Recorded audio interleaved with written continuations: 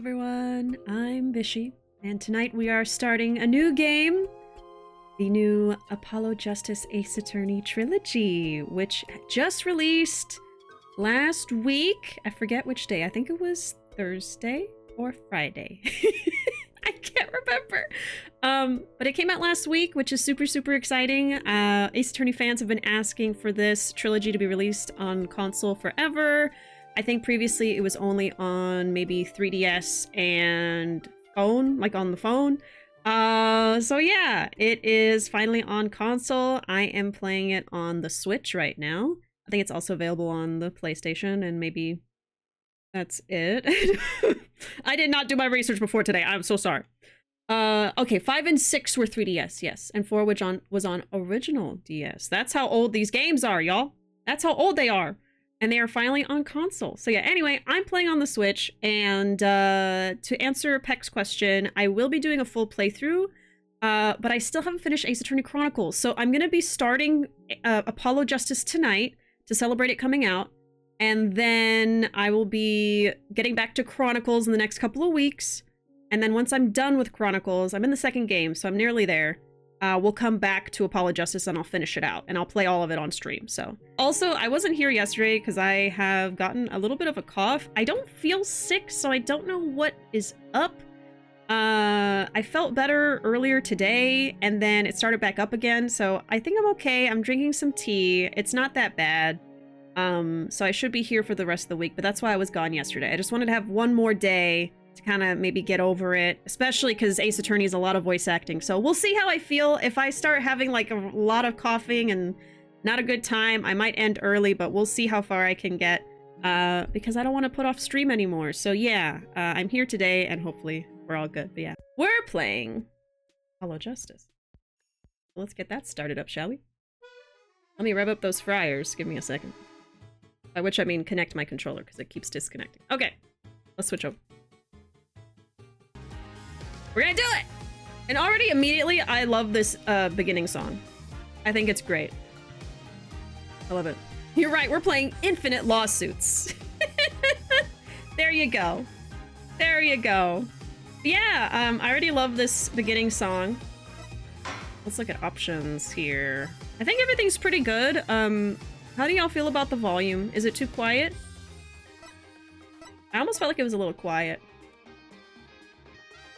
I think we're good here. I don't really remember changing any options for the other games anyway. Yeah. Okay.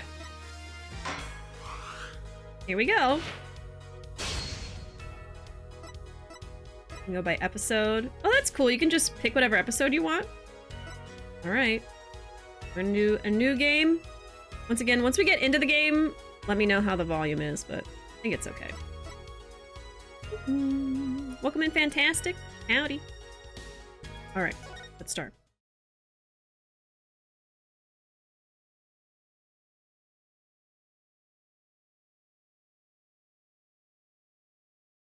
Episode 1, Turnabout Trump.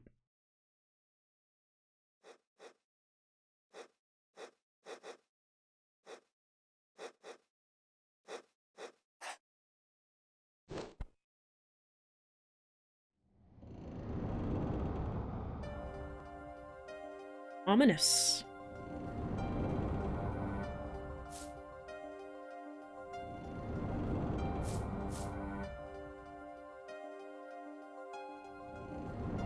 Showdown time.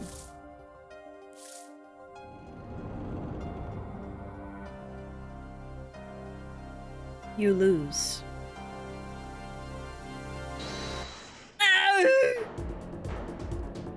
Oh! Eek!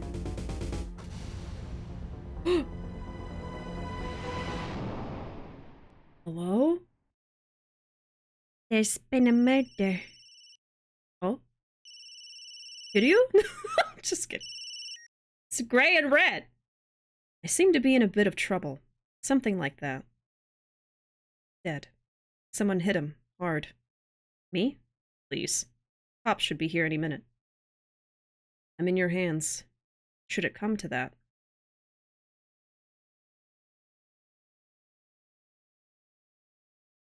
Alright.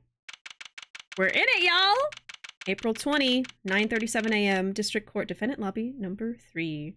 I will say, as fun as Chronicles is, I love the style of the original games, so I'm actually very, very happy to be back playing the continuation of that trilogy. We're in game 4. Animation and My Ace Attorney? I know. It's been so long since I've seen someone being introduced to these games specifically. Yeah, I mean, before this, people had to stream them from the DS and the 3DS, you know, or other ways, but... Anyway. Oh, Apollo! Oh, what should he sound like? Probably like Phoenix, just a normal voice. Panicked. Palms sweaty. Mom's spaghetti. I can admit it. I'm nervous. Ah, good morning. I've seen this character before. Good morning, sir. Christoph. You look tense, Justice. Wound up tight. Wound up, sir? No, I'm loose! I'm fine!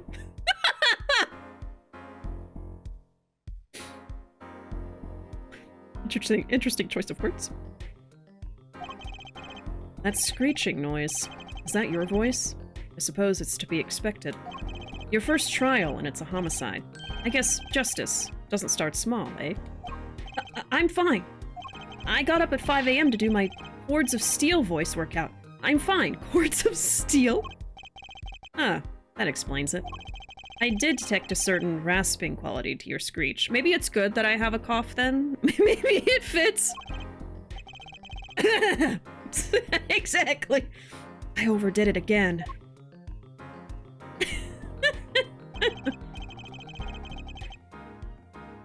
As you know, your client today is a good friend of mine. I wouldn't want to let him down, if you get my drift. Drift gotten, sir! I'm all over that drift! As it happens, I dined with him the night of the murder. We can't let this case fall through. Yes! Yes! I'm fine, sir! One more thing. Don't say you're fine quite so much. People might take you the wrong way. Gulp. I'll be preparing our case. You might want to introduce yourself to the client. Man, haven't even met the client. My name is Apollo Justice. If it isn't clear already, I'm a new attorney. And today is my first trial. Not that I'm worried or anything.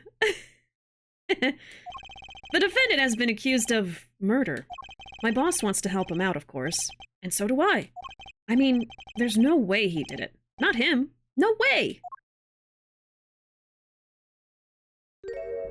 Hello? Question mark.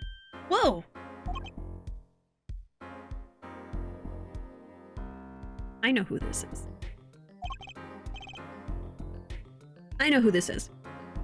I don't know why he looks like this right now. I don't know what happened to him, but I know who it is. Good, morning. Morning. It's all up to do. Sorry. Morning. It's all up to you today. First trial. Nervous. Meeting him. Cardiac arrest. I guess I'm also nervous. Huh? No, you don't. You've never seen this man in your life. Someone can fix him. Not me, but someone can. I think I'm supposed to say something. Help? So you're... Fine! I'm fine! Mr. Fine, is it? I did remember you having an odd name. Well, we're off to a great start. Are you sure you're okay? I mean, with me? Mr. Gavin is a top-notch defense attorney, and he's your friend, so why... You'll see. Also, I love the art style of the second trilogy. It looks very nice. You can do it. Be confident. I'm really sorry this happened to you. I mean, It's time. Shall we? Yes, sir! Yeah, a lot cleaner. Very nice, very nice. It has been redone. The original was pixel art, like the original trilogy. Okay. I just remember, like, the console original trilogy that I streamed still looked really nice, but this is even better, I feel like. So, I feel like that's an improvement on that. I don't know. Maybe it's just me. Okay. I need to focus. First trial. Here comes justice. April 20, 10 a.m., District Court, courtroom number 2.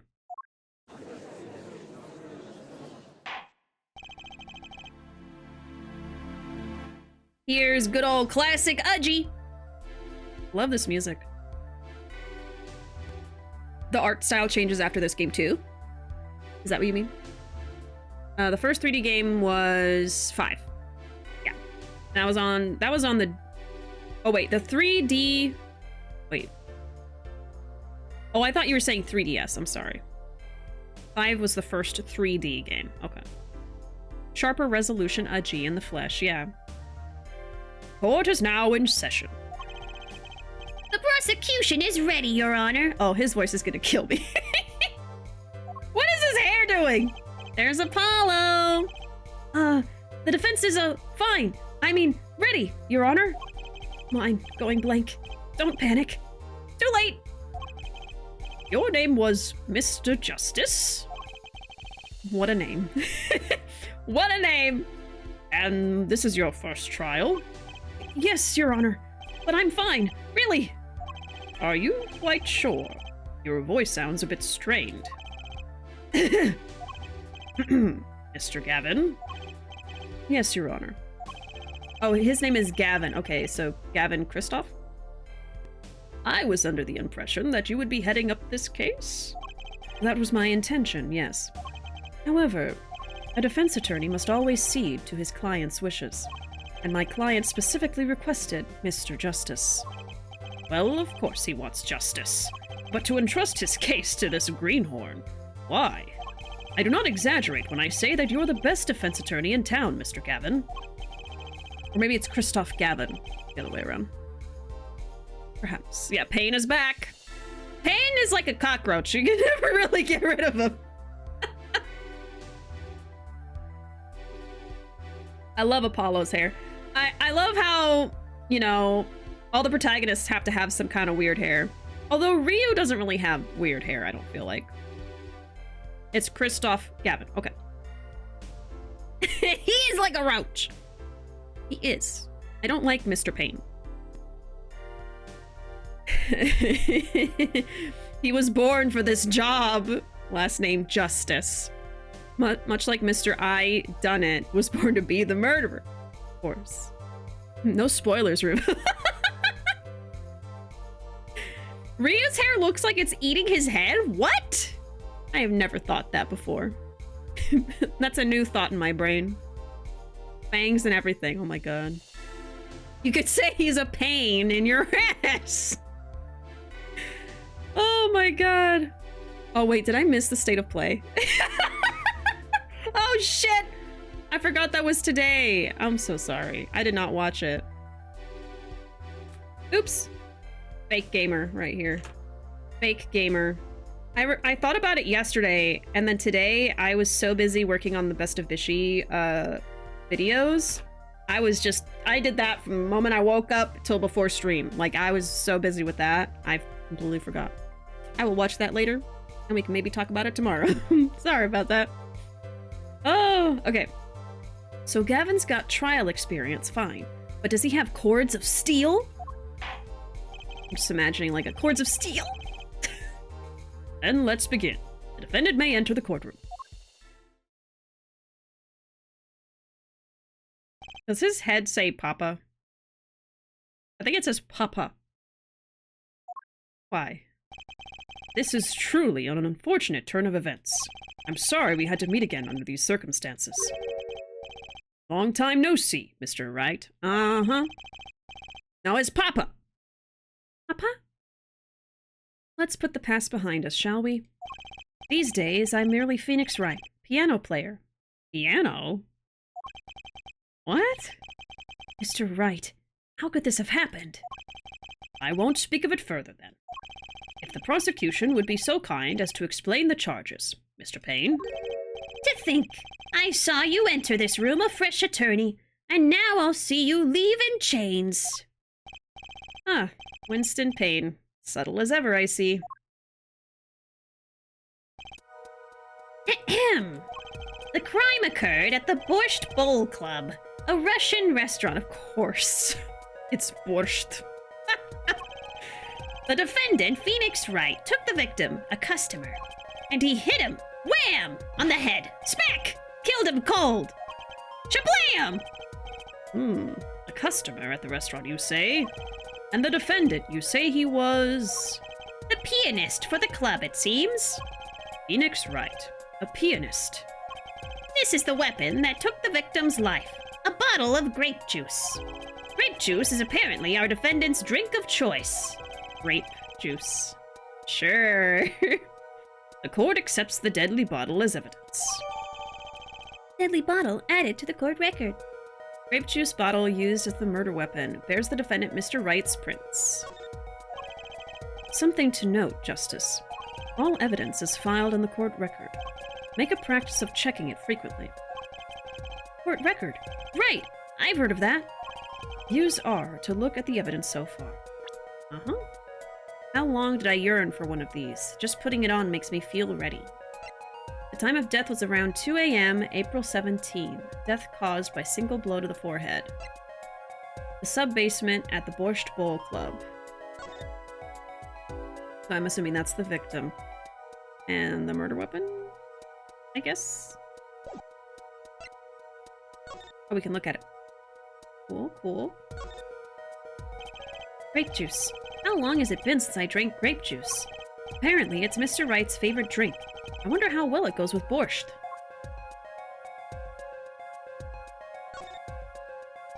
The bottle is completely empty. Anything else? I think that's it. I'm confident in your ability to handle this. Right, just use R. Sounds like it's time for some hands-on action. So, the victim was a customer at this restaurant. But just who was this, Shady Smith fellow?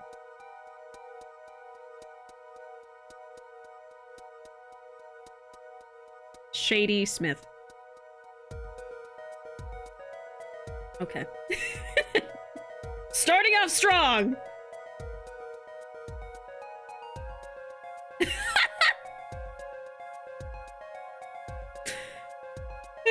Slim Shady, oh my god. Oh. Seeing Phoenix so smug feels wrong, doesn't it? It's so wrong. The dawn of sexy hobo Nick. Oh. You're not gonna believe this, it's actually grape juice even in Japanese. Oh, okay. I still feel like it's like implying it's not, but who was it that had grape juice as their favorite drink and why? And that's why it's always in the games? Oh, okay, so it's like a thing.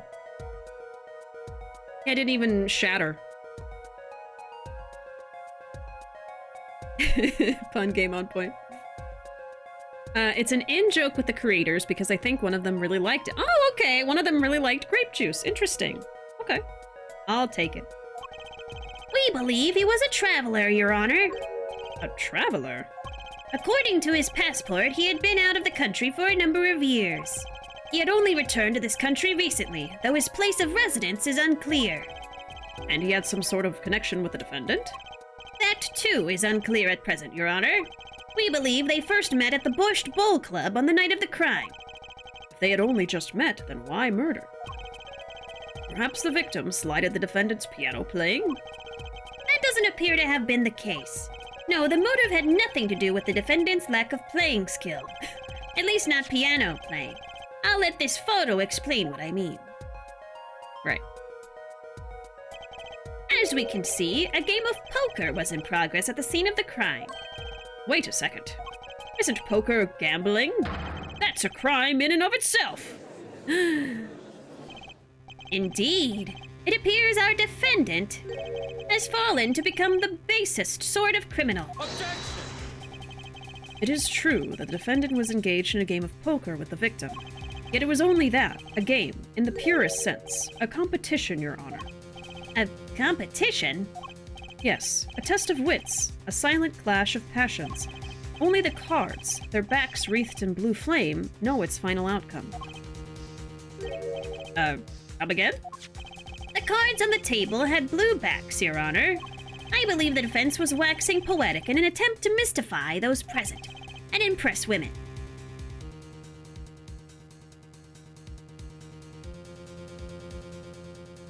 Okay. Where'd that come from? That will be our first order of business here, then. To find out more about this fatal game of cards. I think he's impressed.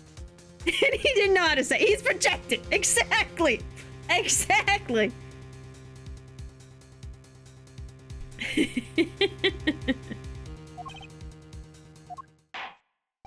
Very well, defendant. You will testify to the court about the poker competition held the night of the crime. My pleasure. This is it. My first trial. Here goes nothing. Witness testimony. The competition. I am a pianist by trade, yet I can hardly play at all. My real job is to take on interested customers over at the poker table. The room where we play and the competition in there are the club's main attractions. The rules are simple. We play a game of poker using 2 decks of cards. That's all it is, a game. And our customers are happy. Huh. So... Okay. I'm just a little confused. So he's a pianist, but he doesn't really play piano. It's a front, and his real job is to play poker with people, but it's not actually gambling, it's just for fun. Okay. A pianist who can't play piano? He plays piano. Better than a defense attorney who can't defend. Wow, okay. Shut up. Very well. The defense may begin the cross-examination. Right, Your Honor. My first cross-examination. Don't blow it. Are you all right? You're sweating bullets. Bullets? Where?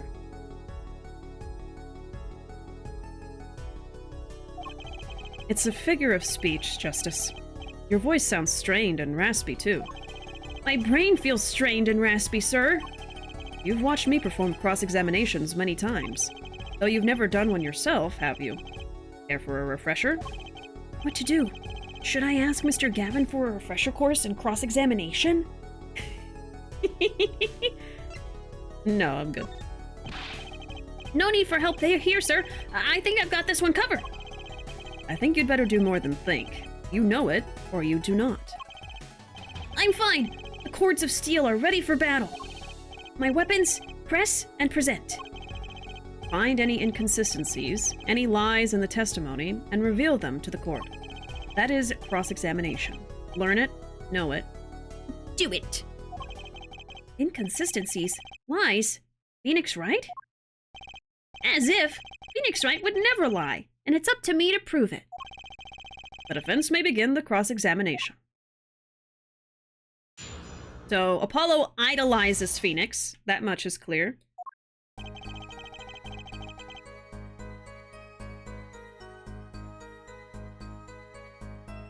The facial expressions are very good, yeah. He plays air piano like one would play air guitar. They're just doing Bohemian Rhapsody, but it's all in his mind. Or maybe, like, there's music playing, but he's pretending to play. Like lip-syncing. But with your hands. I am a pianist by trade, yet I can hardly play at all. Hold it! Hold it! You can hardly play? Oh, I play sometimes, when customers demand it. So I play them one song. That's usually all they want. Was that supposed to be a boast just now? The title of pianist is a mask, a respectable face I wear for the world at large. And why are you really at the Borscht Bowl Club? My real job is to take on interested customers over at the poker table. They pay you just to play poker? That would seem to be the case. I am a professional, after all. Ah! Do I detect pride in that statement? It's just hard for an honest, hard-working member of society like me to imagine. Yes. Your imagination was always a bit limited, Winston. Oh! What? I've played poker for 7 years in that little room. And I've never lost once. So it's been about 7 years since game 3, I guess? What? You see why the customers come now? Defeat the undefeated poker champion. It's quite a draw. That is, I'm quite a draw. Oh, I'm quite a draw. I'm quite a catch. Wait, you've never lost once? Not even one time? As I said, I'm a professional. He's played poker for 7 years and not lost once. Is that even possible? Play us a song, you're the piano man.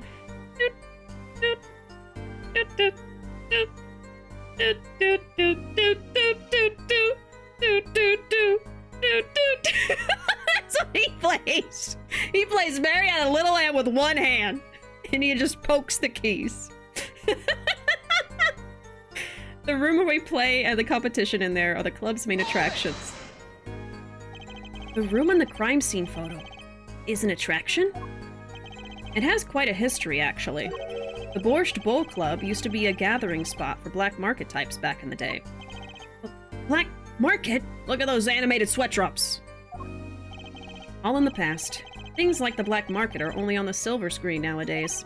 Suffice it to say that there were a lot of deals being made under the table. Right there in that room. A smoky room, gambling hoods, you know, just looking at this picture makes me feel bad. The bosses gather around the table, cutting deals, safe from the eyes of the law. Meanwhile, a goon keeps watch through the small window. I can practically picture it now. That window does look like it would be good for keeping a lookout, but little else. The room had a few other tricks to it, though it was common knowledge to our regulars. At any rate, they come to play poker in a room steeped in history. Despite the dark past, it was all just good, clean fun. Sure. Pokes the keys. Wouldn't you say he's a poker kind of player? Oh my god. There he is. There's a card in his papa hat. He's got like a whole deck of cards up there. Yeah, not just up his sleeve, in his hat. The rules are simple. We play a game of poker using 2 decks of cards. Oh my god. That was Apollo. He's so nervous. He's so nervous. He's like, I hope no one heard that. That's his thinking sound. Yeah, that's the sound his brain makes when he's thinking. 2 decks of cards? A simple measure to prevent cheating. If you alternate 2 decks, no one can slip in cards. Oh. There's something else I noticed. In addition to the cards on the table, there are some lying scattered on the floor. Precisely. Cards on the table, cards upon the floor. Each one forming a complete deck. A crime scene painted blue by a sad sweep of cards. It's poetic, really. Incidentally, we used 2 types of cards at the club. One deck of cards was red, the other blue. As I recall, in poker, you make 5-card hands. I can see how it would be easy to cheat. Yes, a game of hands. Question mark? This competition you're talking about. I believe the court understands the nature of the game sufficiently. But that's right. It was a simple game after all. Are you sure? Huh? People are not murdered over simple games, Mr. Justice.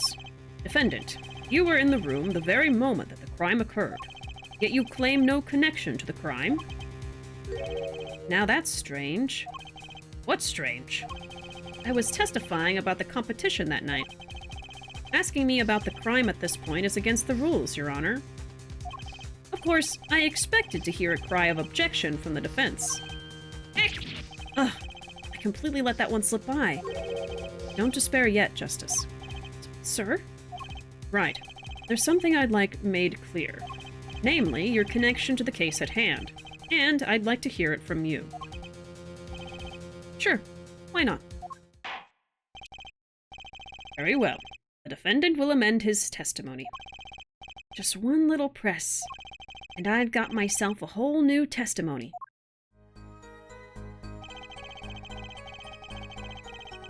Okay, so that's the new one.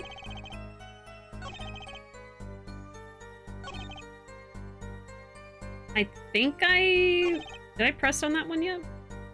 I think it was this one that was next. So you claim you weren't gambling? That's right. It was simply a game. You didn't bet any money? Not even a little? The only thing at stake in our game was pride itself. Oh, well put, Mr. Wright. I've got a mind to play a hand of poker myself. The stakes? Your fate. Can we get back to the trial now? Hello. Oh. Hey, Steph, welcome in. Howdy. Thanks for that, Panda. You're good, though, Steph. It happens.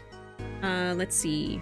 How are you enjoying Infinite Wealth? I am enjoying it quite a lot. I am loving it. I'm only in Chapter 2 right now, though, so I'm still super early on, so I haven't even scratched the surface of the game at all.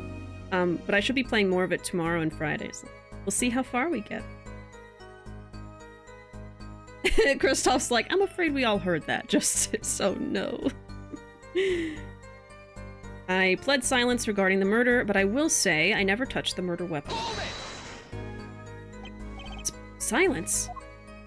The defendant has the right to refuse to testify. I haven't forgotten everything about the law. But why? That clearly puts you at a disadvantage. And it's your job to turn that around in our favor, yes? Great. Like I didn't have enough to do already. Justice, didn't you detect anything odd about that testimony? Huh?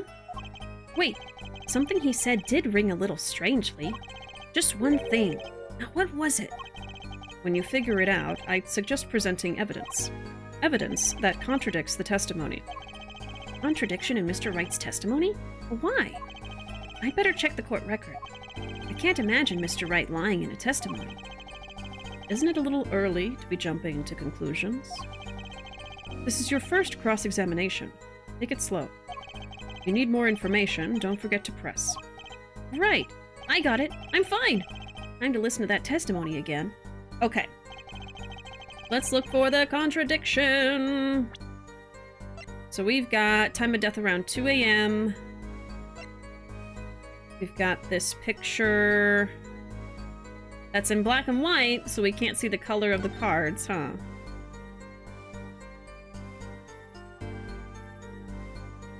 Okay.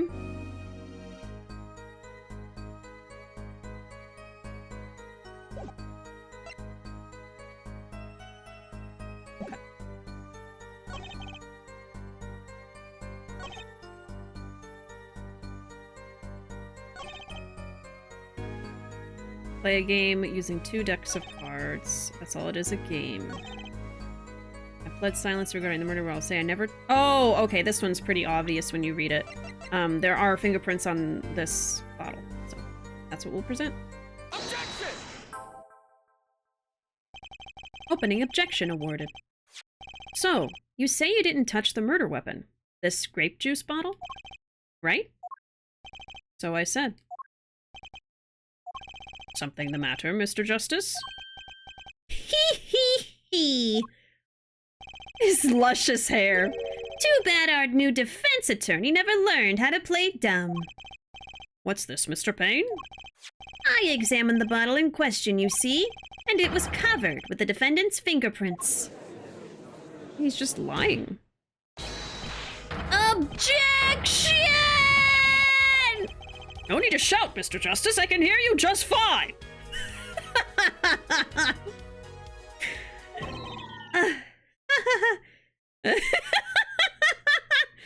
Oh. Excess yelling can damage the judge's ears and our case. But what about my cords of steel?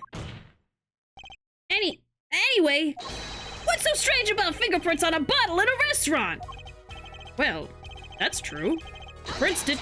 Objection! Oh, they wouldn't prove a thing if they were normal fingerprints. Huh? but the fingerprints on the murder weapon were upside down. Oh, we're screwed. Upside down? What does that mean? It means he was holding the bottle inverted, and there can be only one reason for that. Uh-oh. Uh-oh.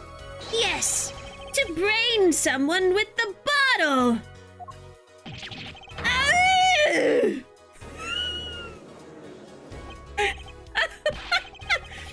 Mr. Gavin, I think things just took a turn for the worse. Oh, I see no problem, Justice. Huh? The only thing that matters is the truth. There's a good reason for everything. You'll see. Defendant, can you explain your fingerprints on the bottle to the court? I stand by my plea of silence regarding the murder. For now. I plead the fifth. Not very cooperative, are you? This could hurt your case. I'm sure he's uncooperative because he's hiding something. There must be some reason. Objection!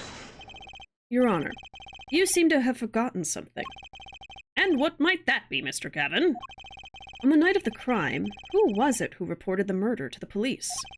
Reported? Well, that was the defendant, Mr. Wright. But still, that... Really? He didn't even know. He doesn't know shit! As usual.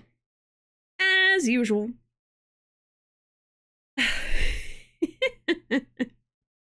He really said, "Hold the fuck up!"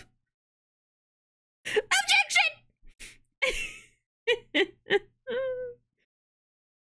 Apollo sure knows how to emote. Yeah, I love how expressive he is.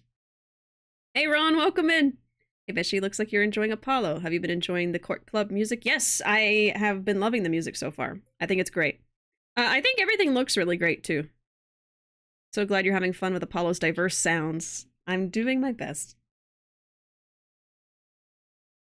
Even though my throat is not in the best condition. Yes. Well, according to the case file, the murder was reported from near the scene by a call from the defendant's cell phone. Near the scene? Let's take a look at a diagram of the murder scene, shall we? The victim was murdered in a small room in a basement, 2 floors down from ground level. Okay. Of course, cell phones can't get reception so far down. The defendant used the stairs in this hallway to go above ground. The call came from the 1st floor of the restaurant. I see. And this is the phone that made the call? Right cell phone added to the court record. Used by the defendant to notify the police from the restaurant's 1st floor. Let's look at it. I love this song. It's very pleasant to listen to. Very calm. Almost feels like a water level in a video game, like a platformer or something. Oh, hello? Wow, the battery is being held in with a piece of tape. He should just buy a new one. Maybe he can't afford it. Or he just doesn't care. Huh. Okay, nothing else. Poor Phoenix. What happened to him? What happened? The defendant could have just fled the scene of the crime if he so chose. Yet, he fulfilled his duty as a citizen and reported it to the authorities. And you claim he is being uncooperative? Irk! Nice save, Mr. Gavin. I'd better not waste this. I think the prosecution has toyed with our client enough for the time being. Toyed? I assure you, no one is more serious about... What was it you said? The defendant was in the room the very moment that the crime occurred. How can you possibly know this? That's a good question. How indeed? The answer is simple, Your Honor. The prosecution has a decisive witness. Hee hee hee! You're as good as they say you are! So someone else was in the room the night of the crime. That must mean they witnessed the crime. Everything up till now has been a warm-up, Justice. Are you ready? Y'all ready for this? Do. Very well. The Prosecution may call its first witness to the stand. Oh. I think I'm gonna have to bring back the Russian accents, y'all. The witness will state her name and profession. Hold on just a moment. Where's the witness? I surmise that she has been frightened by the defense's demonic-looking horns. They just had to make all the protagonists have weird hair so all of the other characters can comment on it. So I used a little hair gel. Relax, people. Have no fear. If any horns point in your direction, this court will cut them off. You are sure? I swear it on my gavel. Please, come out. Isn't violence against hair a crime, Your Honor? Well, if you are sure it is okay. No, I don't claim the Russian accent is good, okay? Just... Disclaimer! Oh, wait a minute! Would the prosecution care to explain the witness's, paraphernalia? Yes. She is a professional, Your Honor. Those are merely the tools of her trade. And that would be... Olga. My name is Olga Orly. Olga Orly. Olgarly? Like ugly? Is that the pun? I don't know. Olgarly. Oh, really? Or is it like an oh, really joke? I could believe it because this is from the DS. I don't know. My name is Olga.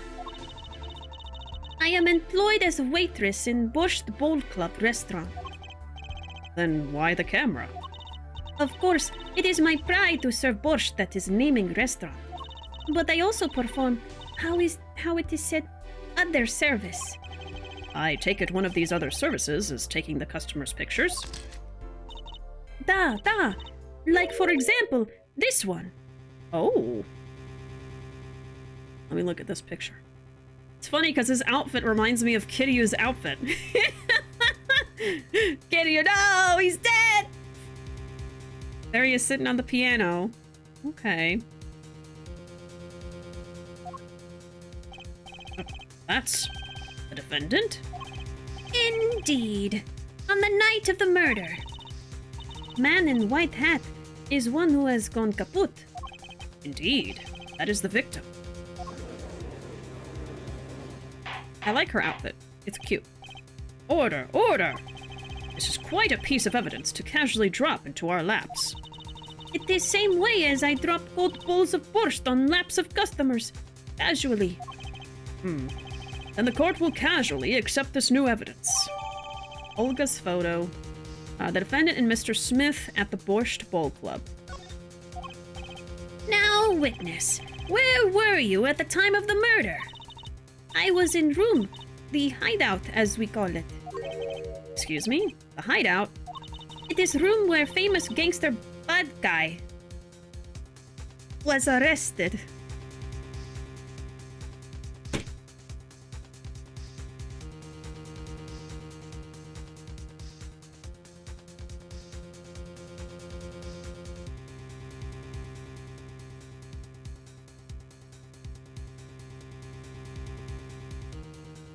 Bad guy.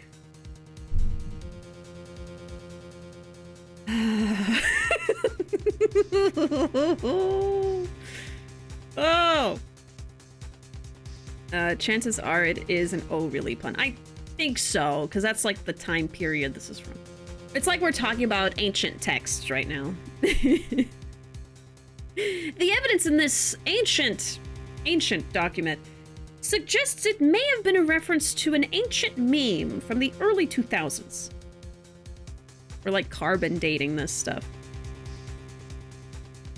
Hey friend, welcome in. I was just about to tell you I started seeing this game pop up in my recommended categories and was going to ask you whether you played it, and here you are playing it. Yep. I'm playing it tonight to celebrate it releasing. And I still want to get back to Chronicles, so I'm probably going to start Chronicles up again in the next couple weeks, and then I'm done with that, we'll get back to Apollo. But I couldn't not play it close to it coming out, you know what I mean? So I had to play it. I do want to finish it, and I will, but I gotta finish Chronicles first, so we're gonna kind of like switch back and forth here. Phoenix killed Kiryu. He was like, it's my time for the stream spotlight. Oh my gosh. Bad guy, have you met good man? Oh, it is room where famous gangster bad guy was arrested. Is room where murder took place. What? Your look of utter surprise. It is lovely. I will post by courtroom door later for you. Photos will be numbered, and you will write which ones you want copy of. So... There were 3 people in the room at the time of the crime. The victim, Shady Smith, Mr. Wright, and Olga O'Reilly, our witness. Or Olga Orley? I don't know how to... I don't know. And if Mr. Wright isn't the killer, that means... it could be her. Very well. Witness, you will testify to the court about that night's events. If she's the murderer, that sucks because she's so cute! That fateful night. That night, customer asked me to deal cards for game. It was cold. Both players played with hats on, The victim, he plays whole time with his hand on locket at his neck. Then, last hand is done. But something terrible has happened, That man flew at victim and is strangling him to death. Strangle? Girl, get your facts straight. Incidentally, who won the game? Isn't it obvious? The winner was the victim, Mr. Smith. Objection! That's ridiculous. Because Mr. Wright can't lose. Justice, maybe you can come up with a more legitimate objection? But he hadn't lost in 7 years. Take it from me, kid. It happens. I didn't lose a case my first 7 years as prosecutor either. Incidentally, I have some evidence here. And then Phoenix came along and stole it from you. Okay, so they're using the blue deck. These are the poker chips as they lay at the very moment of the crime. The hand and chips on this side belong to the defendant, Mr. Wright. Those on the far side belong to the victim, Mr. Smith. Chips, you say? Like a potato? I mean, yes! Imagine that poker is war. Your hand is your army, and the chips are the spoils.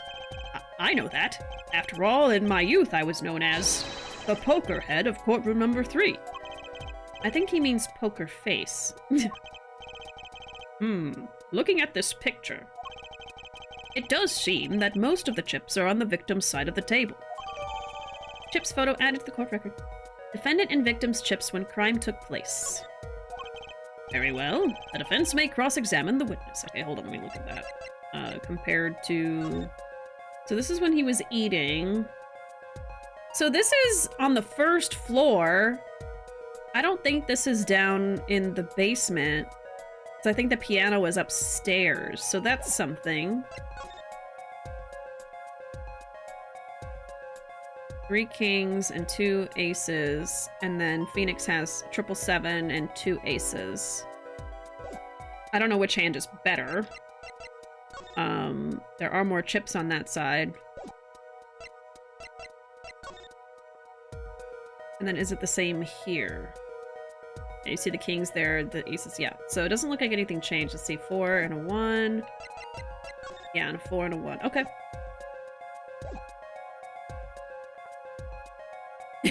Can't read mine, no they can't read my poker head. Phoenix fragile piano playing hands can't strangle someone to death? What are you talking about? We got the Ichiban lookalike in Godot, and now we got the Kiryu lookalike with someone named... Shady Smith. Oh, can we look at profiles? Yes. Boss at Gavin Law Offices, a first-rate defense attorney and my trusted mentor. Pianist at the Borscht Bowl Club, formerly an ace defense attorney of some renown. The victim in this case, a traveler only recently back in country. Prosecuting attorney for all his experience, he lacks a certain presence. The witness in this case, a Russian waitress at the Borscht Bowl Club.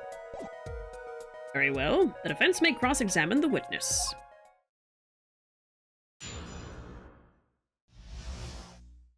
That fateful night. The night customer asked me to deal cards for game. Okay, so she was the dealer. You were dealing cards. Do you do this often? Ah, I am doing this. If customer wishes it, I serve anything. Borscht, cards, more borscht. It is my work. It's good to hear of a place that hasn't forgotten the meaning of service. Welcome you to Borscht Bowl Club, where borscht is as warm as the waitresses. Thank you for not handing out flyers during the cross-examination. Did we get that flyer just now? We did, okay. It was cold. Both players played with hats on. It's already April. How could it be cold? At Borscht Bowl Club, we have pride on authentic rustic Russian restaurant theme. Outside it is city in spring, but inside it is always as cold as Mother Russia. No way am I going there. When it comes to hot borscht, cold is best seasoning, da? The victim plays whole time with his hand on locket at his neck. Is the locket? I believe it was good luck charm, da? He gripped it many times as he played that night. Yes, he must have felt as though it might carry him to the moon and the stars. Though if it were small enough to fit around his neck, it wouldn't have much lift. The defense would like a clarification. This is a locket we're talking about? I mean, a pendant with a picture in it, right? Not a rocket? Of course! I knew that! It was probably a pendant shaped like a rocket. That's why she called it that. No, a locket's a locket. It's considered bad form to poke fun at the hard of hearing in our society. Hard of hearing or hard of understanding? Probably, maybe both. So what happened next? So the way she's saying locket sounds like rocket. I don't think I'm doing this Russian accent very well. Hey, Underground, welcome in. A rustic Russian restaurant. Yes. Say that 100 times fast. Then last hand is done, but something terrible has happened. Something terrible? The defense will refrain from needless shouting. Sorry. I need to seriously reconsider this vocal training thing. Now, Miss O'Reilly, can you tell us what happened? Oh, I was so frightened. I trembled with fear. That man flew at victim and is strangling him to death. Yeah, that's the contradiction there. But the defendant would never do such a thing. Eek! Well now, I can't say I've ever heard the defense try this tactic. If possible, please refrain from embarrassing me. Still, why would anyone do something like this over a game of poker? Perhaps it is because the defendant has lost game? Yes, a crushing defeat for a man undefeated. So it always is with men like him. Winners make sore losers. Oh, how the mighty fall. You're one to talk, Mr. Payne. Go ahead. I believe you know what it is you need to do. Right, sir. Leave it to me. There were only 3 people in the room at the time of the murder. The victim, Shady Smith, Mr. Wright, and if Mr. Wright isn't the killer... I've got you now, Orly. Okay, so we're gonna present probably... yeah. Whoops. Actually, I'm gonna look at that. Unknown age. Time of death, April 17, between 1:45 a.m. and 2:15 a.m. Cerebral hemorrhaging resulting from blunt trauma to forehead. Yep. Objection! Oh, really? It is totally an oh, really joke. Oh my god. Strangled, you say? That's odd. Nah, normal customers only choke on borscht. No, I mean, this report shows that the victim died of a blow to the head. Miss O'Reilly. Really now? Did you witness the crime? At least she caught the borscht. Looking at the picture, it doesn't seem like he was hit. He's still wearing his hat and everything. Yet, it is a fact that he was hit, Your Honor. Oh. Here's a photo we took of the victim with his hat off during our investigation. Well, that's quite shocking, isn't it? This head certainly was hit. Crime photo 2 added to the court record. A photo of forehead. Hat removed during investigation. But I have seen it happen. Okay, let me look at that. Oh, it's just... Alright. We can't look at anything specifically. Okay.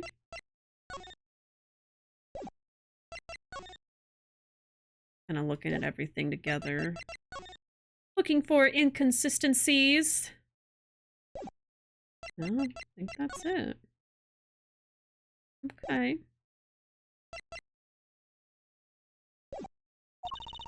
The defendant, he lunged at victim. His neck.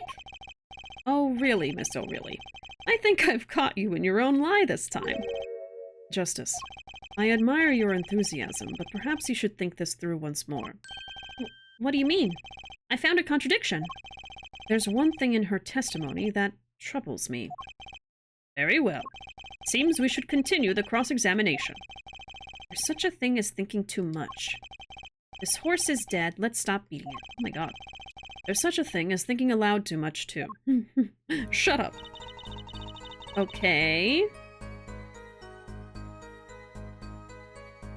That's literally a contradiction, though.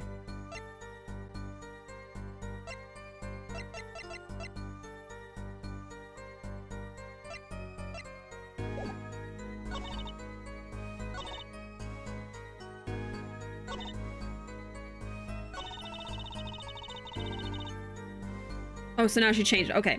After defendant tried to strangle victim, he hit him with bottle. Hold it! You didn't say anything about hitting before. So sorry. I must be forgetting this. Da.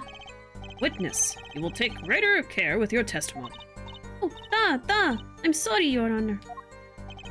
And that clears up the discrepancy with the autopsy report, I believe. The defendant made to strangle his victim, then changed his mind, and chose a simpler, blunter means to do the job. Yes, that sums it up nicely. So he strangled him, then hit him? Something's fishy about all this. Go ahead. I believe you know what it is you need to do. Right, sir. Leave it to me. This is the same as before. Okay. I still think it's this one. Well, after defendant tried to strangle him, he hit him with a bottle. That night, customer asked me to deal cards for the game.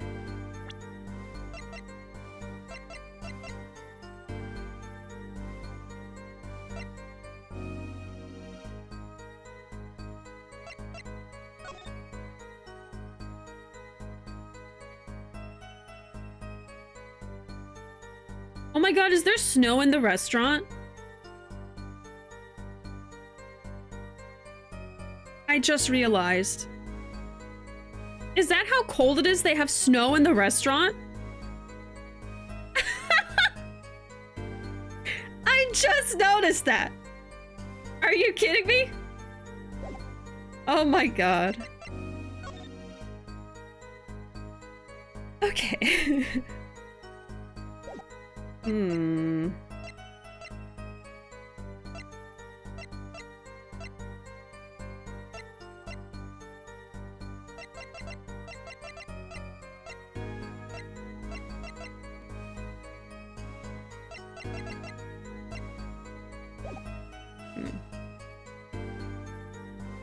Rustic Russian restaurant experience. Okay, my first stuck moment in the new trilogy. Yay! Okay, customer asked me to deal cards. It was cold. Both players played with hats on. Okay, let's see if there's a discrepancy there. I guess, I mean, if his hat was on when he was hit in the head, why is the hat, like, perfectly in place, right? And there's, like, no blood on it or anything. That's a little weird. It's like the hat was put on after the fact. That could be something. The victim plays the whole time with his hand on the locket at his neck. Okay. Isn't this the tutorial part? Shouldn't this be easy? What are you trying to say, Panda? Even if things are easy, you could still get stuck on them. Why are you insulting me like this? Jeez! What did I do to you?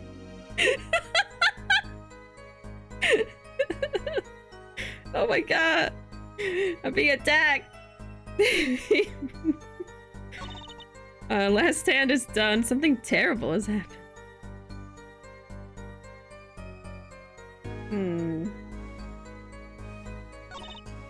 After he tried to strangle him, he hit him with the bottle. Oh, oops. As they kept making the games, they kept making the tutorial cases more in-depth. I guess. I feel like maybe it's about the hats, maybe? I'll try that. Can I save? I don't think I've saved yet. First save! First save! Alright. You know, the great thing about playing on the Switch is if, like, something happens, like the power goes out or something, it won't lose my progress because the Switch will be charged, and just fine. Okay, I almost wish all consoles were like that. Both players played with hats on. Victim plays the whole time with his hand on the locket at his neck. Okay. Maybe I should press her again. Something terrible has happened. After the defendant tried to strangle the victim, he hit him with the bottle.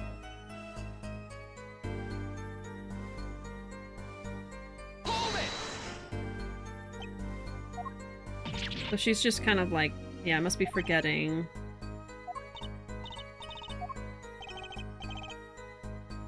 That clears up the discrepancy with the autopsy report. The defendant made to strangle his victim, then changed his mind and chose simpler, blunter means. Something's fishy about all this. Right, that's also something I could say something about. Maybe there's a way for me to prove that he wasn't strangled at all? Like, I feel like I already did. Like, he didn't die from being strangled. What do you mean? I mean, he doesn't have any signs of being strangled. Maybe I should just present this picture at the last one again? To show he has no markings on his neck. His neck is pretty obvious in the picture. Let me just try that. I feel like I'm overthinking it because I don't think what I'm doing is right now. Okay, present. Let me just show the picture. Objection! That is not it. Okay. The witness's statement is clearly faulty, Your Honor. I'm sorry, but I can see nothing faulty. Unfortunately, I will have to penalize you, Mr. Justice. My first penalty of the playthrough! Ah, I must be on the wrong track. I sure am! I'm sure it's something obvious.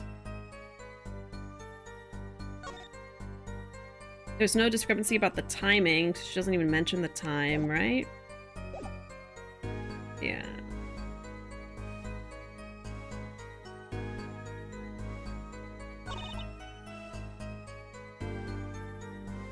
Last hand is done, but something terrible has happened.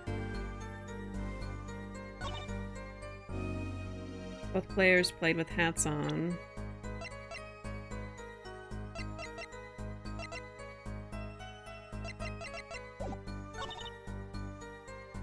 Asked me to deal cards for the game.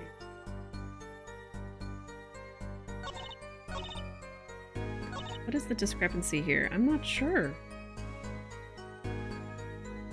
I don't know why I'm not getting it. I don't know.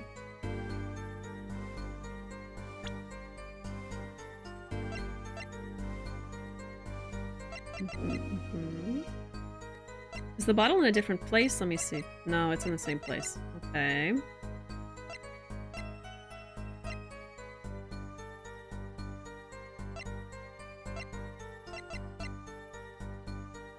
And I already checked that the chips are all the same as the other picture. Can I just present the cookie? Maybe. This is the answer.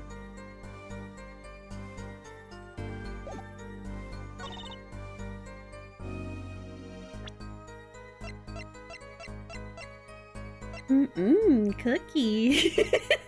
I just want to eat a cookie right now. That's all I want to do.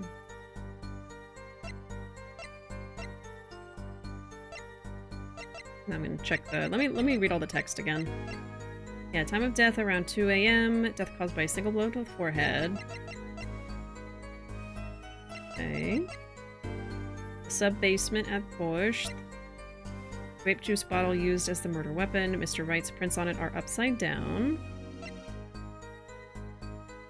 Used by the defendant to notify the police from the restaurant's first floor. Defendant and Mr. Smith at the Borscht Bowl Club. Defendant and victim's chips when the crime took place, and then photo of forehead, hat removed during investigation. It is rather obvious. Great. Wonderful. That's amazing. Great. What am I not getting? What do I not see here?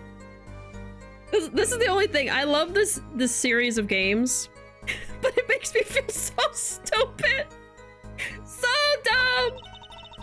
Oh! I was doing pretty well in Chronicles. I don't feel like I got stuck too badly. But the original Ace Attorney Trilogy, I got stuck so often. So...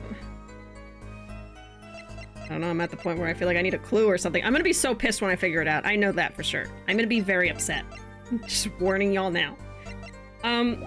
Okay, I am gonna ask for a hint because we've already been here way too long. I feel bad y'all just sitting here waiting.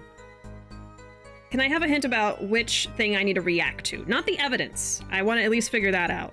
But for instance, is this what I need to react to? I keep thinking it's this one, but I don't know. I'm between this one, where she says, tried to strangle the victim and then hit him with the bottle.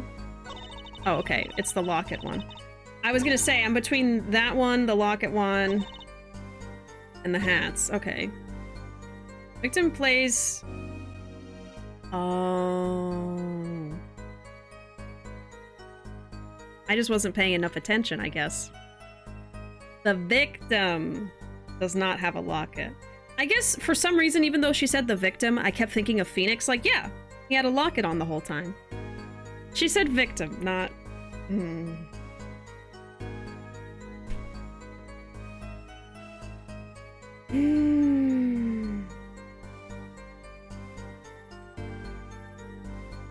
Alright. So I guess I could show either...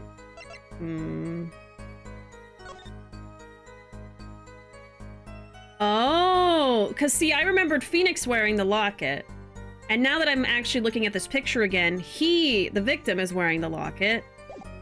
And then here, the locket is gone. So it looks like Phoenix stole the locket from him? See, I just realized that. I remembered Phoenix was wearing it. I didn't even think to look. Okay. Well, there you go. I was thinking about Nick that whole time, yeah. Okay. So he did have a locket. Okay, the victim plays the whole time with his hand on the locket at his neck. I guess I could just present this one and show that he's not wearing it anymore. Let me just save again. I got that penalty because I'm being a silly goose. So we're gonna stick with that penalty. I deserve to get penalized for that. Okay. Let's try this one. It's one of these. Okay. God damn it. You know, there was one curious part in her testimony, just like Mr. Gavin said. But what does it mean?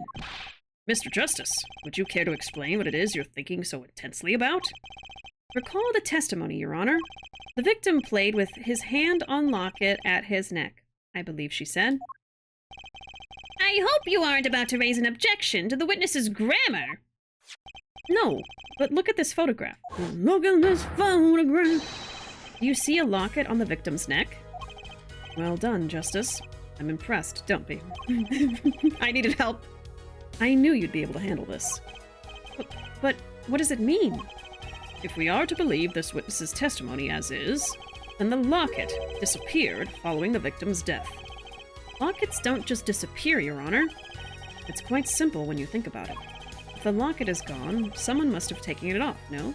Yeah, can I look at the profiles again? Oh, it doesn't even show his neck. Oh no, it kind of does. You can see the string of the... They're different, though. Okay. Taking it off? Wait, you don't mean... The defendant wasn't strangling the victim at all. He was taking off his locket. Wouldn't that explain it? Oh. Irk? The clue is the locket. Turns out it was a rocket all along. Yeah, and they had so much emphasis on the locket, too, and I was just like, haha, silly wordplay. Defendant, what do you have to say to this? Yeah, he's wearing it. Say. Yes? I just noticed this, but you have something hanging around your neck, don't you? Oh? You mean this? Yes, it's a locket with a photograph inside. A photo of my daughter. What? You're what? You're who? Come again? Mr. Wright, you have a daughter? We confirmed it at the time of the arrest. The picture in the locket is indeed Mr. Wright's daughter. He has a child? How did him and Edgeworth have a baby?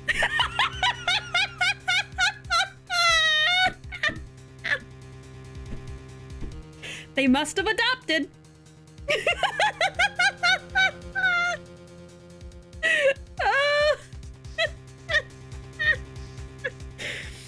Oh, so Mr. Wright has a locket too? Why don't I buy that this is just a coincidence? He has a baby? Well now, if the results of this poker game led to the murder, perhaps we should hear a bit more about the outcome of the game. Further testimony won't really be necessary. It's clear the defendant lost badly. Oh? Miss O'Reilly, you will testify to the court about the game played between the victim and the defendant. Ah.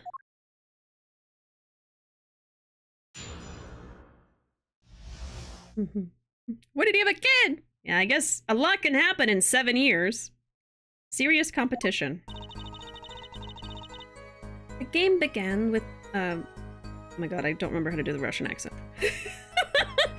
I got stuck on that one part so long. The game began with 3,500 points in chips for each man. House chips come in 2 sizes, small and large. The one who was winning, it was victim. For last hand, defendant play with all chips on table and lose. The moment loss was decided, defendant grabs bottle from table and... Indeed, looking at this picture, it does seem to be a one-sided game. As the court knows, poker was the defendant's life. Failure must have been a bitter pill to swallow. Ah, how many times have I heard these words? I done it in a fit of anger, Your Honor, and now I regret what I done. A common tale, but true. Methinks the judge watches too many old court movies.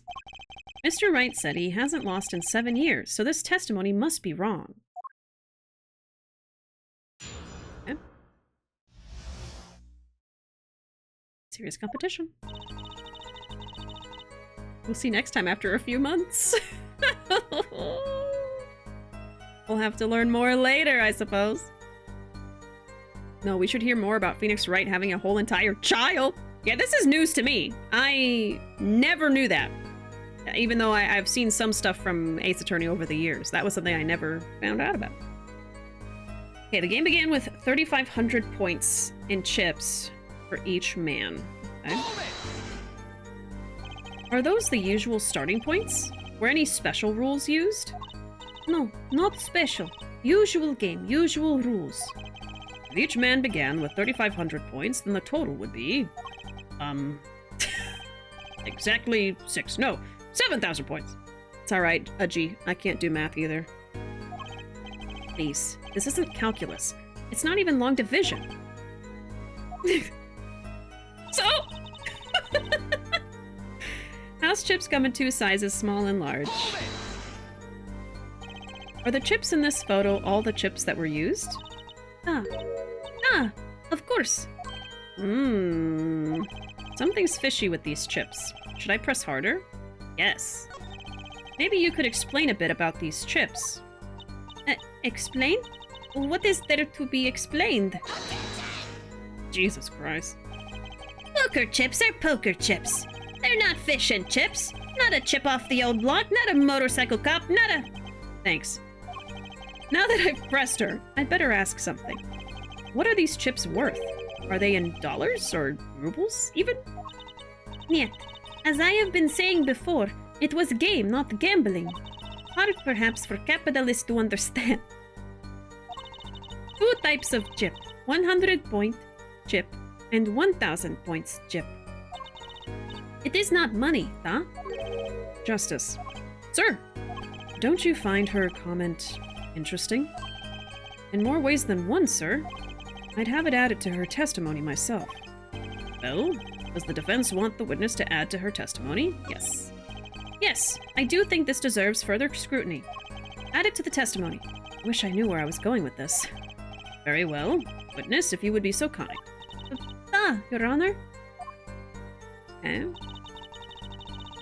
So one kind of chip is worth 100 and the other is worth 1,000. Two kinds in all. So I guess the red is supposed to be 100 and the black ones are 1,000. Mr. Gavin said this testimony is important. To be honest, I have no idea why. Mr. Justice, do the court a favor and think of what you want to say before raising your hand. We are not in kindergarten. Sorry, I'm fine. I better think of something to ask. And quick. The two types of chips... Da?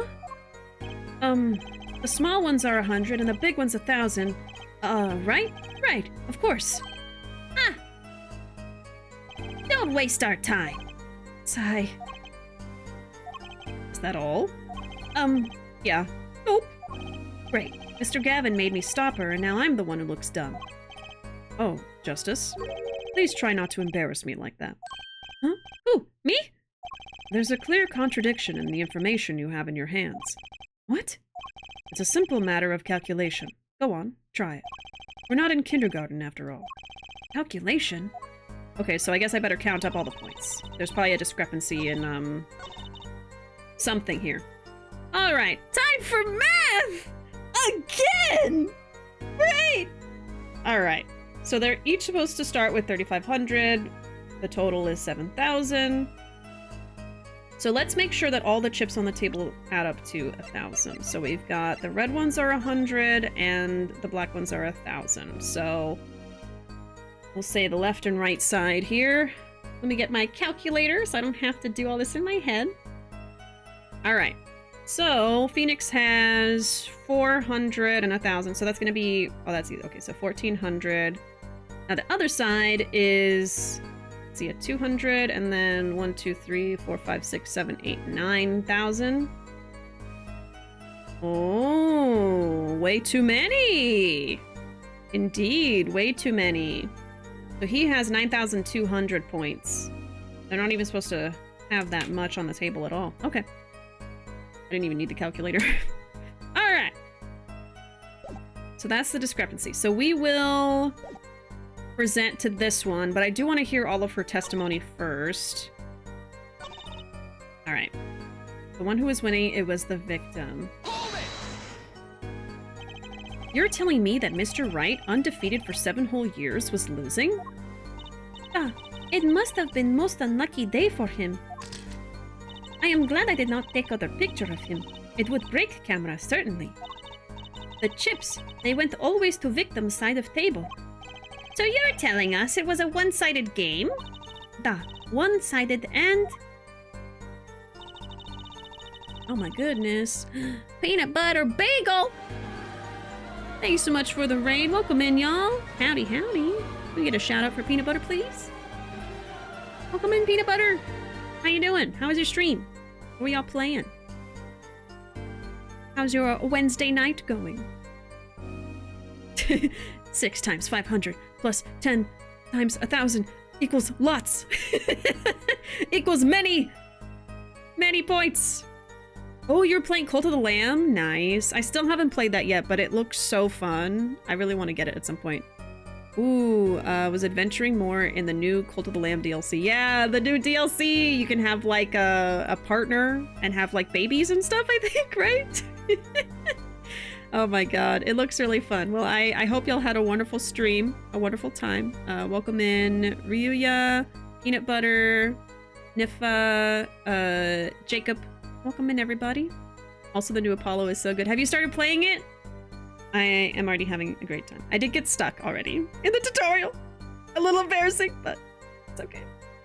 It happens. This game always does that to me. It's a very, like, obvious, simple thing, and I won't see it. I swear. I'm in the middle of case 2. Nice, nice. It's okay, I got stuck too. No shame. Yeah, like, I'm still not done with Chronicles, but in that game, I don't get stuck as badly. If I do, it's maybe once every other case, I feel like. But the original trilogy, and seemingly the second trilogy too, I get stuck like every case at least once, if not several times. It's been so bad before. Oh my god. But anyway, we got through it. I feel like Great Ace Attorney has a bit more understandable logic. Yeah, it's also like released later on, so it's more recent, whereas the original 6 games are older, so maybe they're like a little bit more like, let's make it more difficult for people, you know? I don't know. But anyway, glad you're here. I think some of the older ones have some silly logic on what you need to present, like, why can't this one work too? Right. There's definitely situations where I was like, when I eventually figured it out with or without hints from chat, I was like, really? That's what it was? You know? But there's other times where I'm like, oh my god, what is wrong with me? But yeah, we're in the tutorial case, so we're only in case 1 at the moment. I just started it today.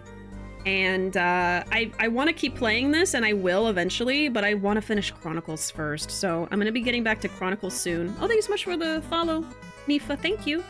I'm going to be getting back to Chronicles soon, and as soon as I'm done with that, I'm going to get back to this game and finish it.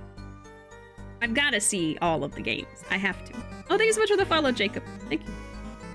To be fair, Great Ace Attorney were in development at the same time as 5 and 6. Oh, okay. So not that much different.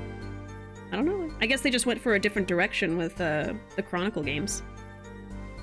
Okay. Let's see. So I already know what I'm going to present and to what dialogue. I'm just kind of pressing to see all of what she has to say, basically. So for last hand, defendant play with all the chips on the table and lost. I think I already pressed that. No, I haven't. Okay. Last hand. It was largest points of any hand. The defendant's hand. It was excellent. He tried to use it to take victory from behind. It appears that both the defendant and the victim's hands are in this picture. Oh, a new picture. Oh no, this one. Oh, I thought she meant literal hands. I was like, there's no hands on this table. It's the cards. It was the cards. That is truly an excellent hand. However, so is the victim's. One with highest number wins. Oh, sorry. One with highest number wins, so defendant loses. Also, I apologize for my very bad Russian accent. The victim, Mr. Smith, had a stronger hand than the defendant and crushed him. I believe that explains what occurred next. Once cards laid down on table, it happened. Okay. The moment loss was decided, defendant grabs bottle from table. And? What happened next? Even to think of it now, I shake and tremble, I did not believe such thing would happen. What such thing? Please, you must believe. I had no idea. How could such thing occur? What such thing? Yet. The defendant had been hitting the victim. I saw it all happen right before me. I saw bottle coming down on victim's head.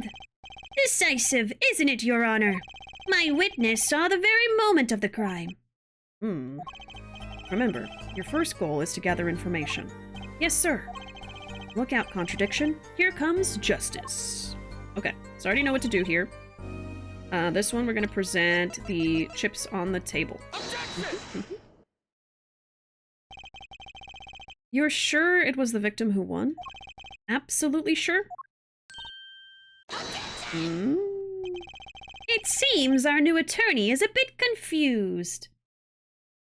Yeah, let's see. So if Phoenix had 1,400, let's do a little bit of math just to see if this makes sense. If there's a total of 7,000, 1,400.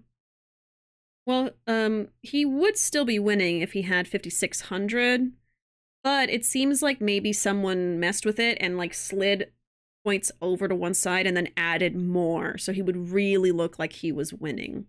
It's been messed with for sure. It seems our new attorney is a bit confused. A glance at the picture is enough to tell you who won, if you're not in kindergarten. Just for safety's sake, could you explain the problem to the court? Of course, Your Honor. The judge is like, I can't do math, please help me.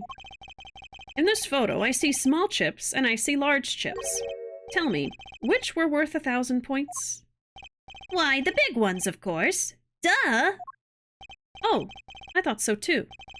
But then the totals don't add up. The totals? Let's review what the witness told us. Each man started with 3,500 points in chips, and the combined total value of the chips was 7,000 points. Yes, if my calculations are correct. Let's see, 3 plus 1, carry the 5. They are, Your Honor. Now, look at this photo that allegedly shows all the chips. If the big chips are worth 1,000 points and the small chips are worth 100, and you add them up... How much is it? Do it yourself. You aren't in kindergarten, are you? 10,600 points. The chips don't add up. This clearly contradicts the witness's testimony. But why? How could this be? Exactly, Justice. Now that you know the what, you must determine the why. Right. There's only one possible way to explain this contradiction. Oh boy. Let me save. Let's do that. This court is basically just daycare. For babies! Starting points were wrong. Chip count was wrong. Both were right? Maybe chip count? Wait. Maybe starting points were wrong. I was thinking someone messed with it and put more points than there were supposed to be. Both were right? I guess that would imply that she's lying.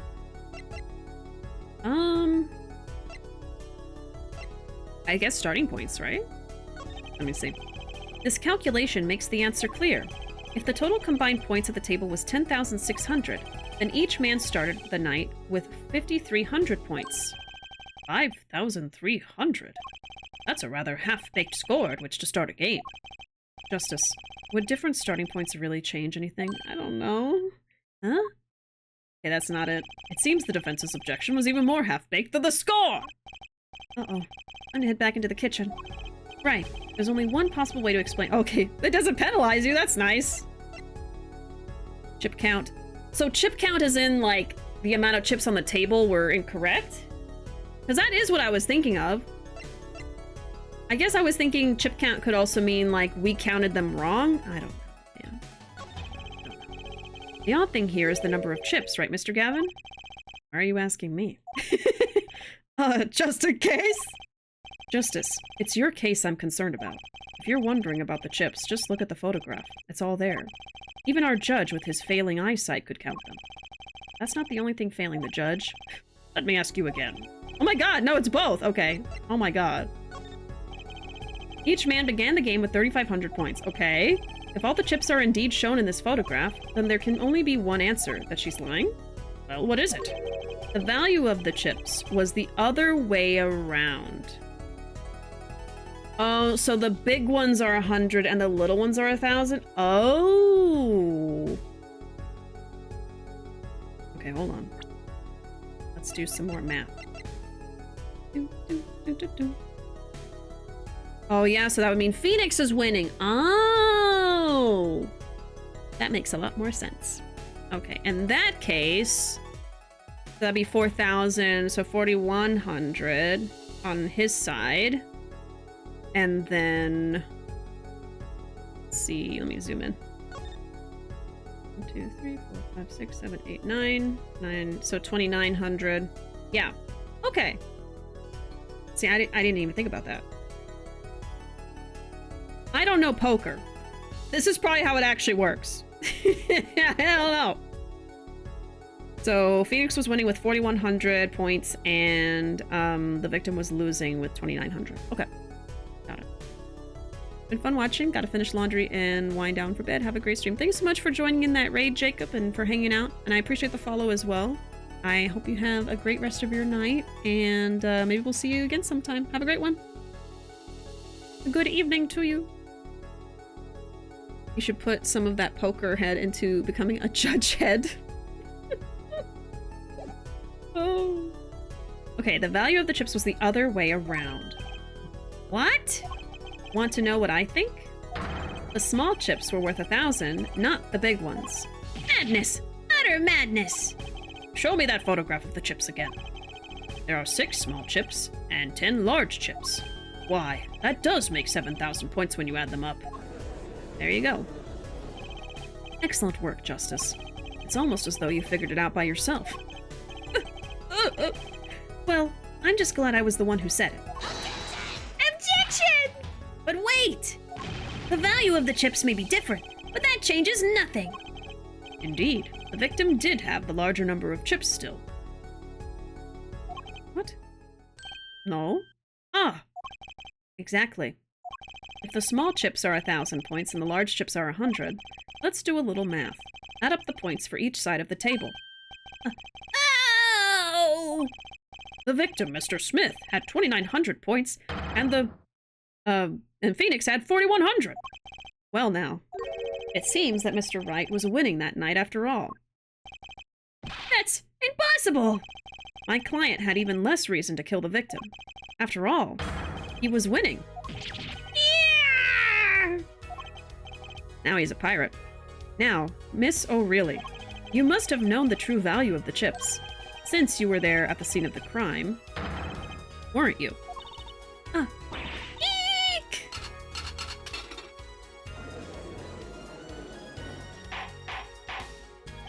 Order! Order!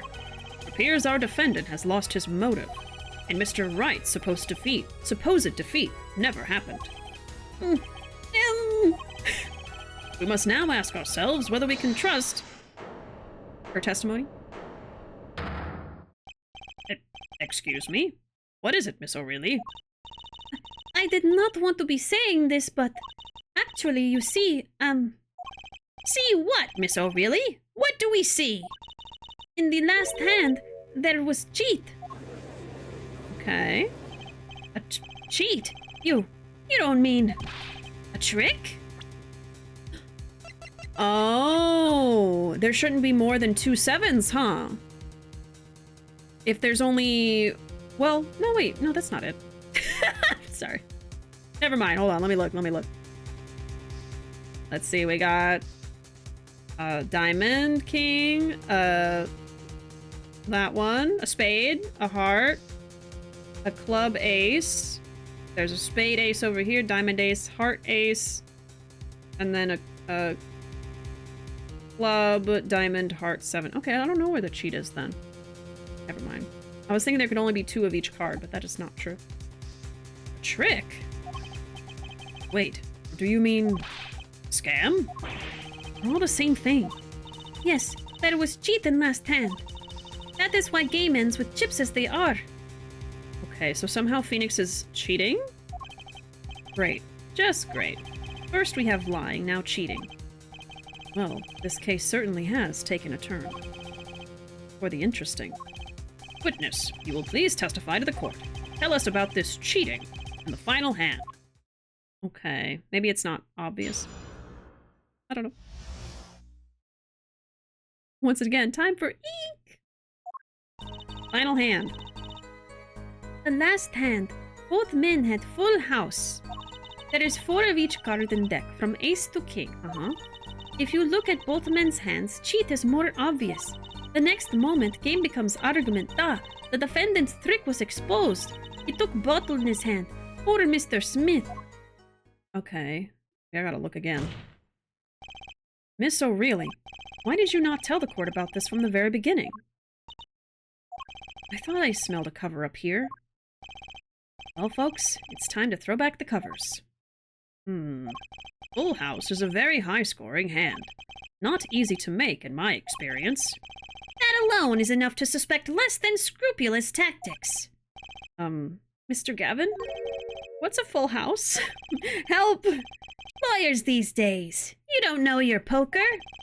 I can't say this bodes well for your case. Or career. What is this, some kind of secret court poker ring? Justice, you know the terms 1 pair, 2 pair, and 3 of a kind, yes? Yeah, no problem. 2 cards with the same number makes a pair, and 3 makes a 3 of a kind. Good. Now picture a hand with 1 pair and 1 3 of a kind. Okay, that's a full house. That doesn't sound very easy to make, does it? You can see each player's hand in this photo. Wow, they both have full houses. Oh. We forget there's an easy way to make a full house and go undefeated for 7 years. You cheat. Defense may cross-examine the witness. If he did cheat in the last hand, that still leaves one important question. Mr. Wright lost that hand. Who's ever heard of a professional con man losing when they cheat? So the other hand is better because it's 3 of a kind with a king instead of a 7. Okay. The final hand. The last hand, both men had a full house. Just how hard is it to make a full house anyway? It is quite hard, It is making a pair and a 3 of a kind at the same time. I guess that's right. Very difficult to be sure. You can take my word as the poker head of courtroom number 3. Very difficult, but it's not impossible. Okay, full house is hard. This line of questioning, a waste of time. There is 4 of each card in deck from ace to king. 4 of each card, you say? There is 1 spade, 1 diamond, 1 heart, and 1 club for each card. It is interesting fact that this number 4 comes from number of seasons. Oh. Huh, you don't say. And did you know that the cards are numbered 1 through 13? Add all the cards in a deck and you get 364 a year. Huh, you don't say. Isn't that 1 day short? Yeah. That's why each deck has 2 jokers. They say the second joker stands for the leap year. Thus, you have a perfect representation of the year, all in a deck of cards. Huh, you don't say. We're going to be in this courtroom for a year if it keeps going like this. Okay, if you look at both men's hands, the cheat is more obvious. How was it clear? Well, the defendant, he played a 5th ace. That's what I was looking for, but I didn't see that. No. There's a club, a spade, a diamond, and a heart. That's all the aces.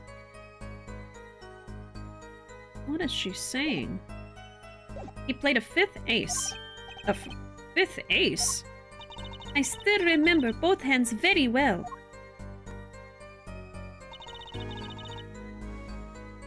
Mr. Smith's hands had 3 aces. Okay. And Mr. Wright... Wait, what? No, Mr... What? What is she saying? There's 4 aces on the board. Okay, so she's lying here, because Mr. Smith has 3 kings and 2 aces, and Phoenix has 3 sevens and 2 aces. Okay, that's an inconsistency. Because he's the ace attorney! Mr. Wright's 2. Obviously, cheating was afoot. Or perhaps I should say a hand. Your Honor, perhaps this can be added to the testimony without Mr. Payne's joke. Very well. Witness will add this detail to her testimony, please. So I guess that's what I'm going to be reacting to. Mr. Smith's hand has 3 aces and Mr. Wright's 2. It is 5 aces in all. So I'm going to press here, but I know that I'm going to be presenting this picture to it. I just want to hear all her dialogue first. A 5th ace? Da, it should not exist, no? I still remember both hands very well. Oh, I'm sorry. We already saw this. Okay. We've already seen her lies. Well, where did this card come from, then? Perhaps we should ask the defendant that very question. Adding cards to a deck is no less serious a taboo than forging evidence in a court of law. Now, perhaps it's time for you to say something, Justice. You bet. I've no intention of staying quiet. Not me. No, sir. You better find some contradicting evidence fast. Okay. Next moment, game becomes argument. The defendant's trick was exposed. Do you recall what the men were arguing about? Da, I believe so. The victim, he shouts, "You are cheater," and then the defendant shouts something like, "I have objection." Shouting objection, eh? Old habits are hard to break. First he bluffed his way through the courtroom, now he bluffs his way through life. However, Mr. Wright lost the hand. That seems to cast the shadow of doubt on Mr. Smith. Humiliation from losing even when cheating. That is what set fire to defendant's heart. So, what did the flaming defendant do next? He took bottle in his hand, poor Mr. Smith. By bottle, are you referring to this? Da, the defendant uses this bottle to... This behavior is an admission of cheating by the defendant. Why use a grape juice bottle? You'd be surprised at what can be used as a weapon. This juice is recommended drink of Borscht Bowl Club, da. This year's vintage is remarkable for its hefty flavor. Vintage grape juice. Hefty enough to brain a grown man, apparently. First she says it was a serious competition, now she says there was cheating. Justice, notice anything odd? Her testimony keeps changing. Now she says the defendant cheated. Actually, yes, I had noticed that. Let's get the truth about this cheating first, shall we? Right. Leave it to me. Okay. Yeah. We're going to present this. Objection! Like, what are you talking about? It appears the witness is mistaken. Mistaken? But my name... Look, this piece of evidence clearly contradicts what you said in your testimony. That's the photo of the chips, is it not? Justice, perhaps you ought to explain your point in a way that the judge can comprehend. In other words, use your finger to point out your point. Yes, please point out the contradiction in this photo. What particular point contradicts the witness's testimony? I think this hand here. Miss O'Reilly, in your testimony, you made the following claim. Mr. Smith's hand has 3 aces. But as you can clearly see, the victim's hand only held 2. Eek! Well, maybe the witness was simply confused. Perhaps it was the defendant's hand that held the 3rd ace in question. Take another look at the evidence. As you can see, the defendant also had 2 aces in his hand. Where's this 5th ace? I see cheating all right, and it's going on right here in this courtroom. Ooh! 2 aces in each player's hand does make 4 aces total.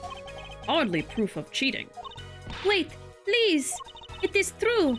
I have seen it. The 5th ace. There was cheating, I swear to you. That's odd.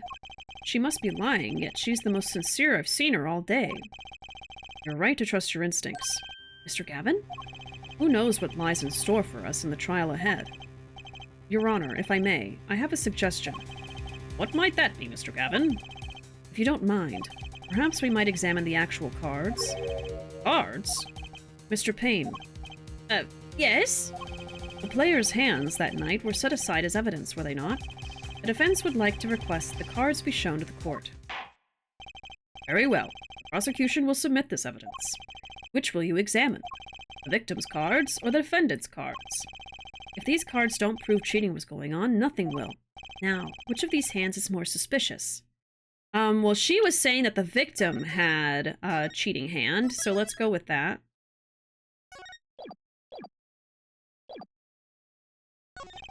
It was the victim's hand that changed over the course of the witness's testimony. The defense requests time to examine Mr. Smith's cards. Very well. Mr. Payne, if you would. Very well. Hey, we got the victim's hand. Maybe one of the cards, like, can change or something. Victim Smith's hand was left at the scene, a full house. Well, time's a-wasting. Get to it, Justice. All right. Let's have a look. There's probably something on the back. Oh. Cheater! Cheater! Only one of the cards has a blue back. I'm much more of a red guy myself. Blue is so... not red, you know? The card backs are red. For some reason, I thought they were using blue back cards in the final hand. So they're all supposed to be blue.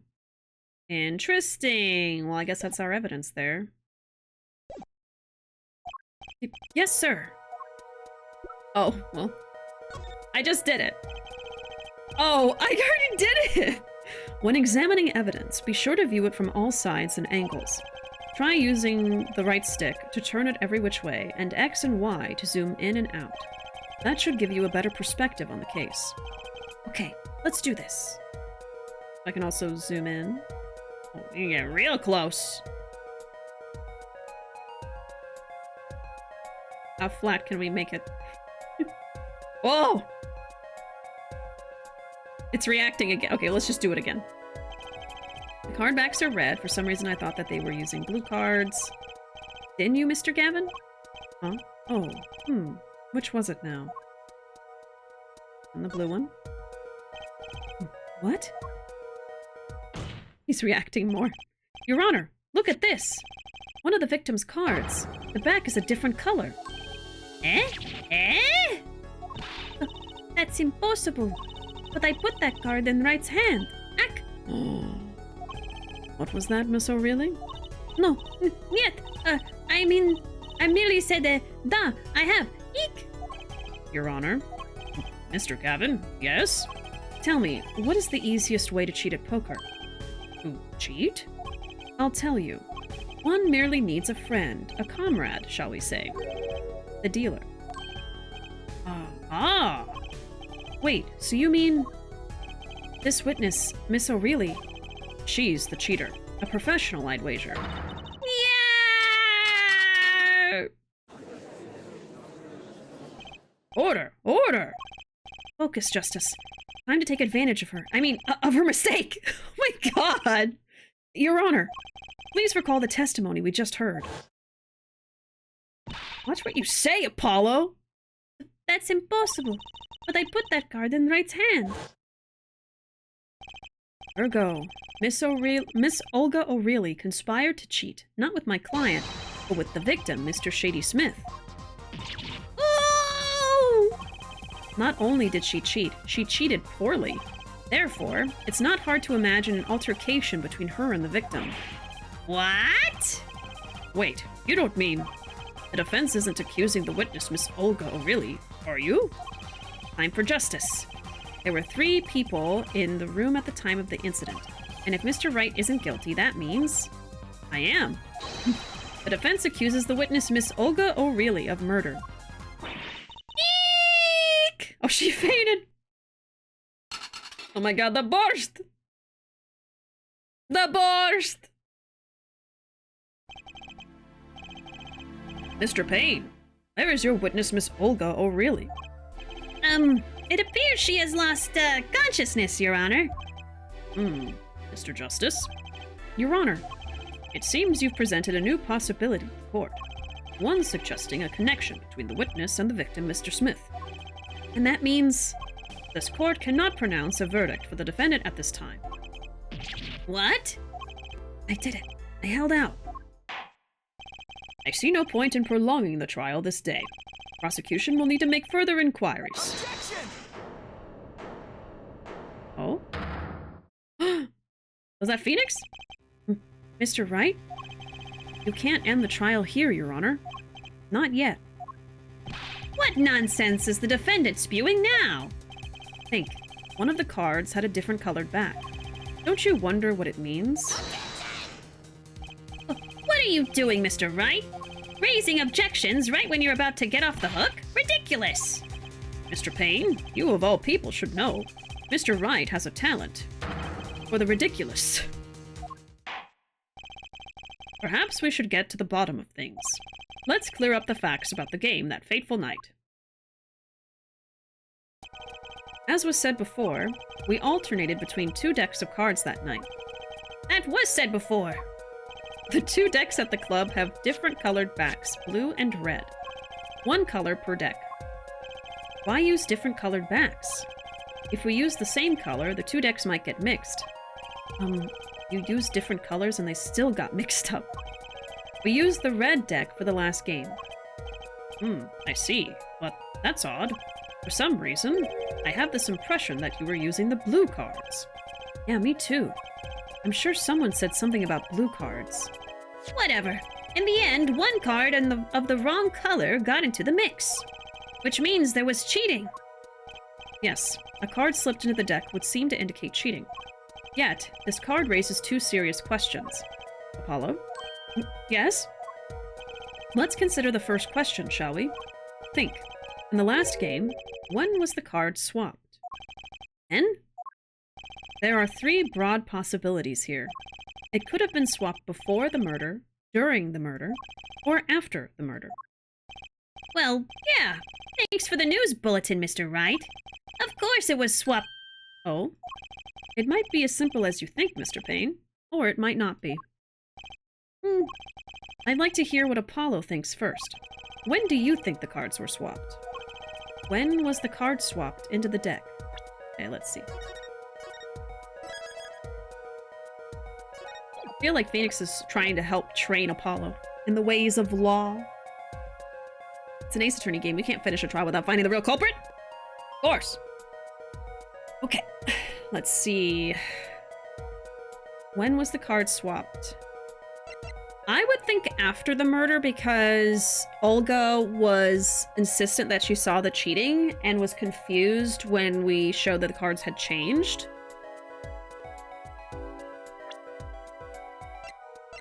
But then who changed them?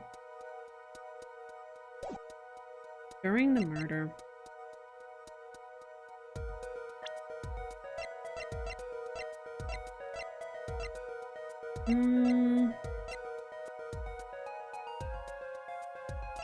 And which card was it? Let me see.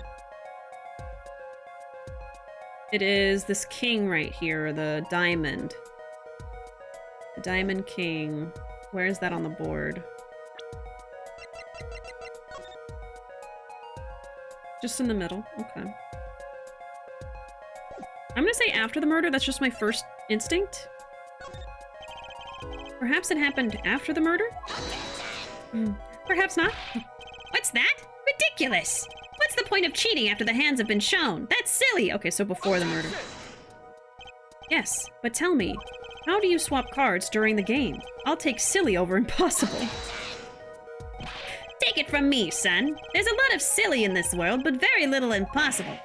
Oh, even when the backs of the cards are a different color? If you pulled that during the game, you'd be caught in no time. Ah, quite true. That would mean that the blue card in question was swapped after the hands were shown, after the murder. Okay, I was right! You made me think I was wrong for a second. Okay, this is going past silly and straight on to crazy.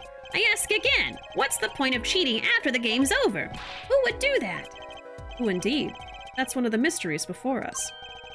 There's another? Yes, a simple yet decisive question must be asked. Who swapped the red card for a blue card? Who? The game and murder is done. The victim is dead. Only 2 remain in the room. Alive, that is. The defendant, Phoenix Wright, and our witness, Olga O'Reilly. It must have been Olga. Okay, so who was it that swapped the red card for a blue? I'm gonna say Olga because she even had an opportunity to do it because Phoenix left the room to go call the cops. Why, it must have been Olga O'Reilly who swapped the cards. She was trying to cover up evidence of the cheating. That does make some sense. Sorry. But there's a problem with that explanation. Oh, shit. Huh? The swapped card was from the wrong deck. Yes, a blue card was stuck into a red hand. Mixing a card from the wrong deck when the backs are different colors? Remember that you're talking about Olga O'Reilly. She was the dealer. Do you really think she would make such a novice mistake? Actually, I have trouble imagining even the judge making that mistake. Oh. Give it a little more thought, Apollo. Right. Oh, okay. I guess Phoenix! The one who swapped the cards was Mr. Wright. It was you, wasn't it? And why would I do such a thing? That's what I'm trying to ask myself right now, because I didn't think it was him. Well, because, maybe you were trying to hide the fact that you cheated? That would make sense, but the swapped card was in the victim's hand. Oh. Sorry. I'm a nice guy, but I'm not that nice. Come to think of it, he would lack a motive for helping his opponent to win. So it's someone else! I didn't even think about that! Someone else? Who? The one who swapped the cards wasn't Mr. Wright, of course. And, well, it doesn't seem like it could have been Olga O'Reilly either. What are you suggesting? That's hardly a logical conclusion, I'll admit. As the defense, I think it only makes sense for you to name Miss O'Reilly at this point. Yes, I know. But she was the one who dealt the cards, right? I just can't believe she would make the mistake of swapping the wrong colored card. And if the card was swapped during the game, it'd be obvious. Something you'd like to share with the court, Mr. Wright? Oh, my apologies, Your Honor. I was just thinking how much fun all this is. Fun? How about confusing? I have no idea what the defense is claiming, Your Honor. If the one who swapped the card wasn't the defendant and it wasn't Miss O'Reilly, then who was it? Yeah, well, that is the question, isn't it? Precisely. Huh? I believe we're about to see this case take a new direction. A new direction? A ghost? We'll find that indeed after the murder. Someone swapped one of the cards in the victim's hand, and that someone made two critical mistakes. I'm sure you're going to tell us that the first was swapping the wrong color card, because the one who did the swap didn't know two colors of cards were being used. The other mistake was the number on the card. Right. The person replaced the fifth ace with a king. I'm sure whoever swapped it wasn't expecting there to be a fifth ace after all. All they knew was that the game had been won with a full house. So they picked up a king from the table and swapped it in. But there's one problem. According to our case record, this person doesn't exist. True. Not until now. But you have to admit the possibility of a fourth person. Though it's more than a possibility. There was someone else there that night at the scene of the crime. What? Yeah, I didn't expect that at all.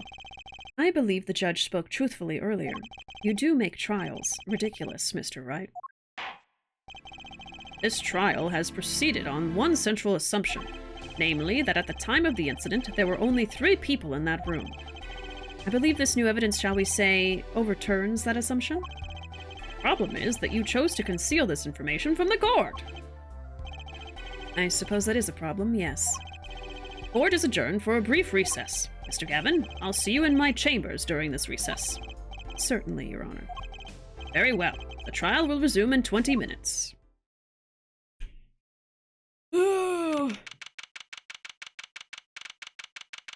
Every time it's presented like a different option to pick, I've gotten it wrong. Every time! I'm so lucky there's no penalty for that! April 20, 11:52 a.m., District Court, Defendant Lobby Number 3. That was quite unexpected, Mr. Wright. To suddenly claim there was another person at the scene of the crime like that. I must ask, is it the truth? Well now, I think you would know the answer to that. Being mysterious, are we? Sadly, I've no time for mysteries. I'd only ask that you leave the defending to your defense in the future. Otherwise, I cannot guarantee the outcome. I see you haven't mellowed out one bit, Kristoff. Justice. Yes, sir. The judge has summoned me to his chambers, so carry on without me. You did well, Apollo. Can I ask you something? Sure. That locket you wear, is that really yours, Mr. Wright? Huh. You're wondering about the victim's disappearing locket? Here, you can take a look at it. There's a picture of my daughter in there. Oh! Okay, I do not know who this character is. I have never seen her before. I'm just surprised to hear you had a daughter. Most people are. Perhaps you'll meet her one of these days. One more question. The one who cheated that night, was it you? What do you think? Huh? You know what happened 7 years ago. What I did. It's not unreasonable for you to think I might cheat. I never. Honest. But it is odd that he managed to go undefeated for 7 whole years. Want to know something? There's only one game where you can be dealt bad cards all night and still win. Poker. Eh? You see, poker is all about reading your opponent. In that way, it's a lot like a court case. Poker is like trial law? Figure out what your opponent is thinking, and you win. Well, yeah, but that's harder than it sounds. I think not. Try as they might to conceal it, everyone reveals their true thoughts in the end. Their body language can become a valuable source of information. You're kidding! That witness, for instance, Miss O'Reilly. She does not have a poker face. She would touch the back of her neck during certain parts of her testimony. Did you notice? No. Come on, who would notice that? Words, habits, twitches. It's all information for the reading. That's the secret to winning, Apollo. Someone taught me, and now I pass the secret on to you. But I'm not worthy. I mean, there's no way I'll pick up on these signals. No, you can do it. Huh? You just don't know it yet. What's he talking about? But you will, soon. So cryptic. Ah, almost forgot. One more thing. About this case. You should know, I haven't told the truth to anyone yet. What? I knew it. I have my reasons, of course. All shall be revealed. And Apollo, I need you to be there, defending me. I need your power. My, power? I had no idea my cords of steel were that special. It's time. The real trial begins now. Do your best. Oh boy, to be continued right now. I'd like to try to finish this case today, so that next time we can just start with case 2. And we're still very early on in stream, so there's no way I'm stopping here. All right. But I will take a short break, because this is a good time for a break. You can just fake it till you make it, apparently. That little baby! There's a baby! I'm so curious about the story behind that. And I'm really looking forward to seeing all the old characters again, because I know they're going to be in this game. They're in the cover art, you know. I'm very excited. I can't wait to see more. But we're not done quite yet. I'm just going to go take a quick break and then we'll come back and hopefully I'll finish this trial today. That's how you pass the bar after all. It's such a well-rounded game when you play it again. Yell like you really mean it, Apollo. Oh yeah, we have the rat jam. We've got it. Yeah, I can see it. All right. I'm going to go take a quick break. I'll be back in about 5 minutes or less. When I return, we'll hopefully finish episode 1 and finish up our sneak peek of Apollo Justice. But yeah, I'll be right back. Feel free to get a drink or a snack. I will be back in 5 minutes.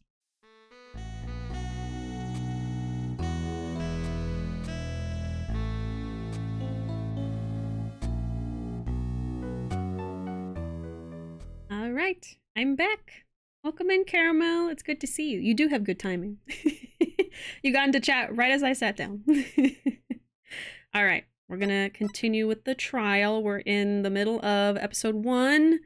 We just got to the first to be continued, and I'm hoping to finish this trial today so that next time I pick this game back up, I won't be in the middle of something.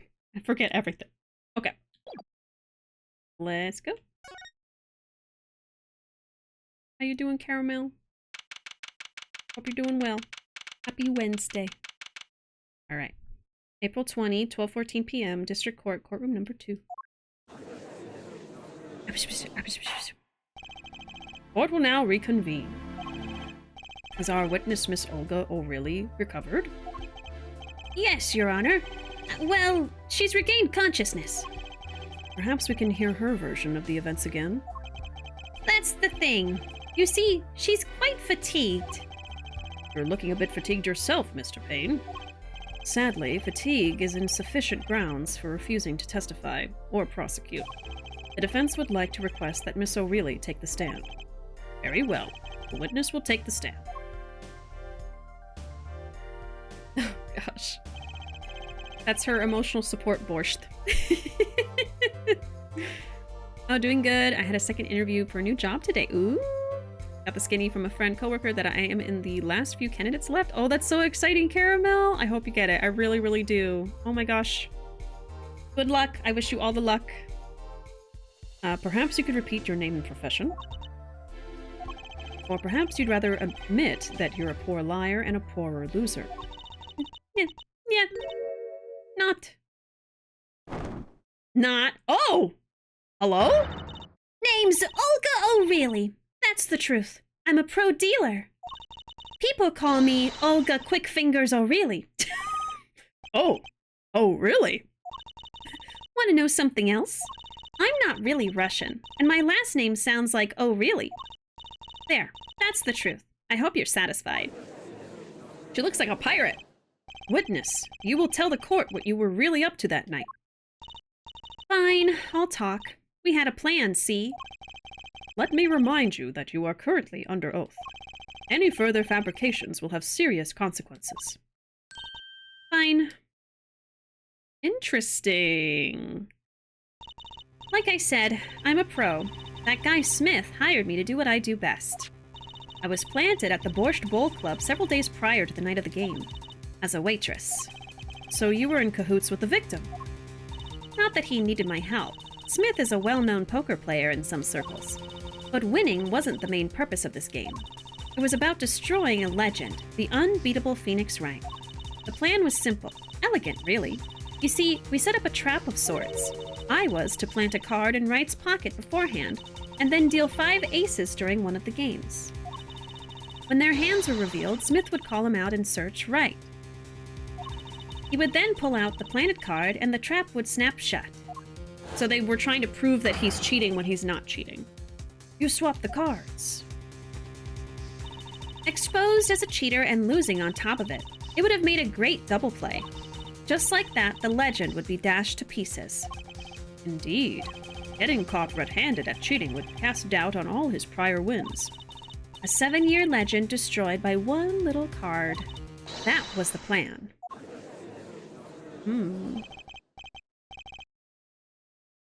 That borscht will be 7 years old today. It should be less stressful so I can be around more often to enjoy the borscht jokes. Amazing. Wonderful. Badass pirate lady reveal! Oh, really? Oh, really? How droll. But it appears you made quite the mistake. A mistake? I agree. The trap was elegant. Yet, what happened to that planted card? Hey, that's right. He's lucky. I'll give him that. You'd have to be to slip free from a trap laid by Olga Quickfingers O'Reilly. Oh, really? The witness would be much cuter if she dispensed with the evil mastermind shtick. Cute? Who wants to be cute? I'm not cute. I'm bad. You hear me? Bad. Yeah, Udgy. I called her cute literally like an hour ago. But that was when she was a sweet little Russian girl, okay? I didn't know she was gonna be like a Russian doll and on the inside layer she's a badass pirate lady. I'm still not mad about it though. When you're through being bad, perhaps you could testify to the court. Tell us about this trap and how it was sprung. Witness testimony! The best laid traps. That night, I planted the card like I was supposed to. And Wright lost the last hand, just like he was supposed to. Then Smith searched him. But the planted card was gone. The trap failed. The next moment, Wright picked up a bottle and swung it. And she was touching her hair again, so I feel like she was lying. It wasn't me who hit Smith. It was that no-good cheating defendant. Well, he's not cheating because you were trying to frame him for cheating. So that means he's not cheating. A surprisingly frank testimony that still leaves us mostly in the dark. The trap was perfect, I tell you, perfect. If that rotten cheater hadn't messed it up. Look who's talking. Well, the testimony, for what it's worth, is all yours, Mr. Justice. With witnesses like her, who needs criminals? And with defendants like Mr. Wright, who needs prosecutors?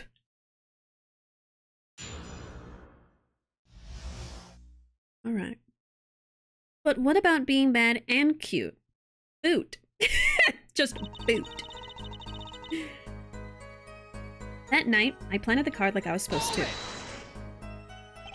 This planted card, which card was it exactly? The trump card. The 5 of Hearts. Let me guess. Mr. Wright was to have switched the 5 with the ace to make a full house. Oh. At least, that's what you were going to accuse him of doing, thereby ruining his legend. I slid it into Wright's pocket. When was this? Why, before the match, of course. While he was eating. At the Borscht Bowl Club, we serve borscht and suckers.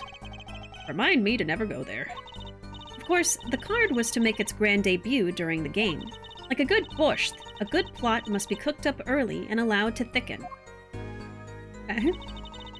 Wright lost the last hand, just like he was supposed to, and then Smith searched him. So, everything went according to plan. Exactly. The 5th ace came up, so it's obvious the switch went off without a hitch. Once the extra card was found in his pocket, Wright would be forever known as a cheat and a fraud. There are worse things to be known as, I suppose. Okay? Then a cheat and a fraud? I guess. Still pretty bad. Tell us what happened with the search. The planted card was gone. The trap failed. The card disappeared? Yeah, my trump card, the 5 of Hearts. Gone, without a trace. Poof! Zippo! We searched every nook and cranny, even inside his cute little hat. So his hat isn't full of cards. But the card was nowhere to be found. Is this correct? Never in my long, storied career, never has Quick Fingers O'Reilly been so readily duped. Oh, really? They're really hamming it up with that joke. So, what did happen to that 5 of Hearts? Don't look at me. Why don't you ask that cheating, lying, two-faced defendant? So the 5 of Hearts is still missing in action.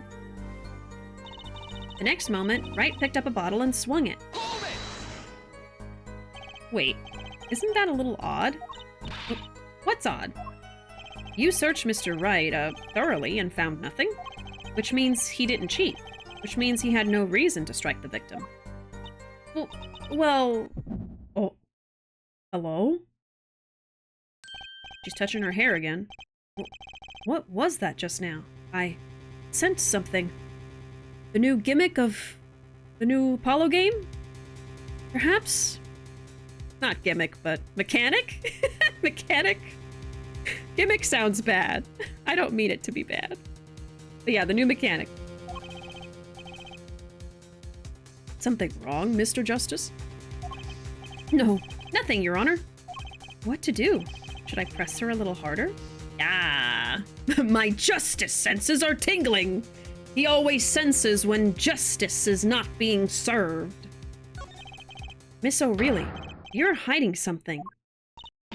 What are you talking about? You... me? Quick Fingers O'Reilly? Hide something? All the stammering. The defense will refrain from baseless accusations. I have one question for the witness, then. You say you saw the moment the defendant hit the victim. Is this true? Of course it's true. I did see it, honest. I saw it when Wright hit him. Yeah, she keeps touching her hair. With my own eyes, I saw it. What's this weird vibe I'm getting? It's not the vibe. That witness, for instance, Miss O'Reilly, she would touch the back of her neck during certain parts of her testimony. Did you notice? Her vibes are whack. Exactly. Touching her neck, was it? Oh. Zoom. Enhance. Whoa. Whoa. What's going on? Is that like an eye? Whoa. He's using his Sharingan. The sensation. It's coming into focus. There. That twitch. It's so clear. Oh, her hand is twitching? Oh yeah, it is. It's like I could perceive her habit like I couldn't before. Oh, perceive? Oh, I can press X to perceive! Hey, Gorgon, welcome in. How you doing? How's your Wednesday? I knew Kid, you got a new haircut, but this is wild. He got the quail cut. Gotcha! Gotcha. Huh. Miss O'Reilly, perhaps you are unaware of this yourself. Unaware of what? Whenever you get to a certain part of your testimony, you touch the back of your neck with your left hand. My neck? So what? What indeed, Justice? I hadn't noticed anything of the sort. When she says that part of the testimony, she's subconsciously recalling something. Her body reacts to the memory, and she touches her neck. I'm sure of it. A memory? Would someone care to explain what he's babbling about? This is highly unusual, but let's ask the defense. You claim the witness is remembering something. Maybe you have evidence of this memory to show us. Her habit is scratching her neck whenever she talks about the moment of the crime. So what would remind her most of the moment of the crime? Oh. Miss O'Reilly, whenever you recall the crime that night, you scratch your neck. I've noticed it happens when you think about the moment of the crime. There must be some reason behind this habit of yours. I believe the weapon that left an inerasable impression on your neck is this. Oh, the weapon. Okay.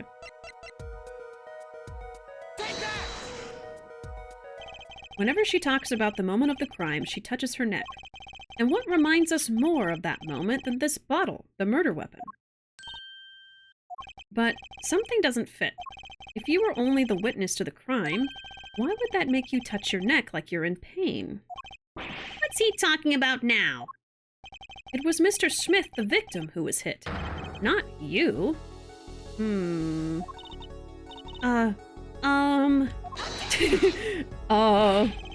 This is a cross-examination, not a cross-wild conjecture.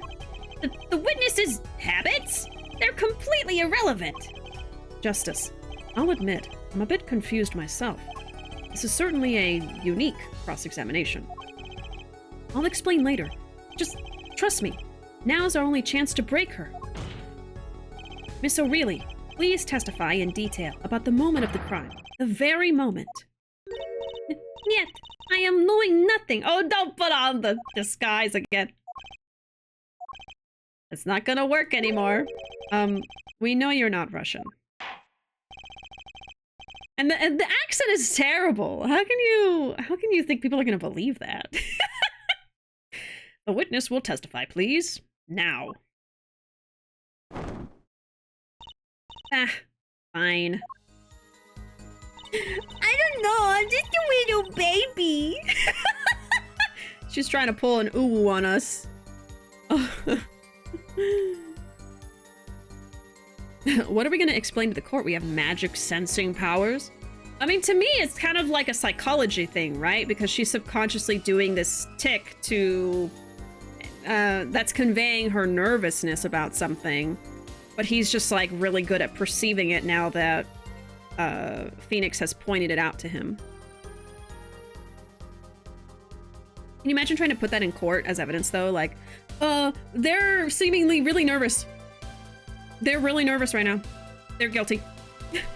Although, you know, sometimes it happens. Especially with, like, the jury. If they think that you seem guilty, they'll probably think you're actually guilty. Doing pretty well. Just overwhelmed from Sega releasing Infinite Wealth and Persona 3 Reload within 7 days of each other. Oh my gosh. How are you? How is Poppy? Poppy's pretty good. Poppy's in the other room with Ruvo, sleeping in her little bed. With her little blanket. Apollo, when he's perceiving, just looking at them like, yeah, just... Did you know that you scratch your neck when you're nervous?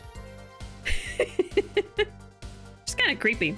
I can see you're lying. I have special eyes. Yeehaw! There you go, Gorgon. All right. Let's see. So now we're pressing this. He's the one who did it. I didn't let him out of my sight until the cops got there. That's weird because he, like, left the room. Go call the cops. You seem uneasy. You try standing up here. Her eyes are darting all over the place. I must be getting warm. Tell me, after the crime, what was the defendant like? Well, he must have been stunned by the weight of his crime. Must have been implies you don't actually know. He sat in a daze at that table until the cops came. No, he left to go call the cops. Intriguing. I believe we've gotten all the testimony we're going to get out of this witness. So, what do you think about her testimony? I'll tell you what I think. Her testimony is flawed. Is basically bogus. It contradicts the evidence. What's that? Well, show us this evidence, Mr. Justice. This evidence that you claim contradicts the testimony. She didn't let him out of her sight until the cops got there. I know there's some evidence that contradicts that. I'm gonna save anyway. Oh, I can't. Okay, never mind. It's fine. I guess the phone, right? I don't think there's anything else. Miss O'Reilly, we have a record here that clearly contradicts what you said. It states that the police were alerted by a report from the defendant. Eh?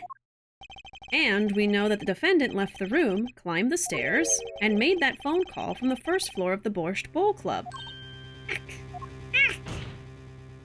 So, explain how you kept your eyes on the defendant when he left the room entirely. Eek! Not the lobster! Nancy!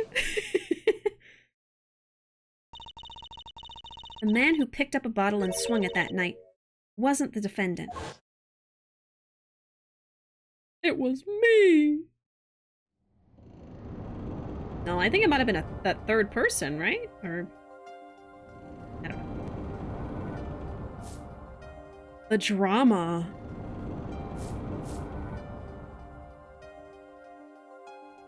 Showdown time. You dirty cheat. Check his pockets now. It's gone. The card's gone. You lose. Oh! Oh no!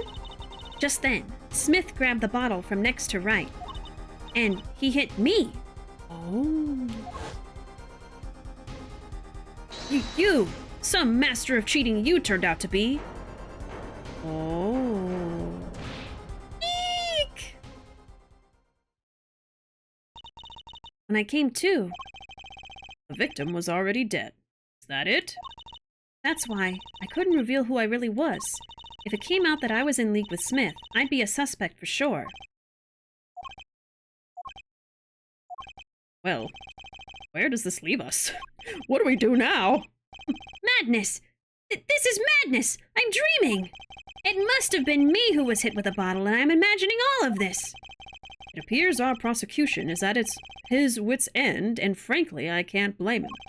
Mr. Gavin, what do you think about this turn of events? Mr. Gavin? Sir? I believe that, as the defense in this case, we are compelled to call Miss O'Reilly a big fat liar.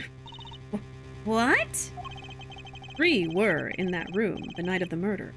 The defendant, victim, and her. And she has a motive. A motive? Her plot foiled, the witness got into an argument with her client, Mr. Smith. And the denouement of that argument was murder. Denouement? What? I'm no killer. It's a trap. Someone's trying to frame me. You were trying to frame Phoenix for cheating. Suddenly Phoenix is here. What tangled webs we weave when we practice to deceive. So tangled, we catch ourselves in the process. Mr. Wright? Such a hasty conclusion. It's not like you, Christoph Gavin. What are you saying? why not consider the other possibility? That there was another person in the room at the time of the murder.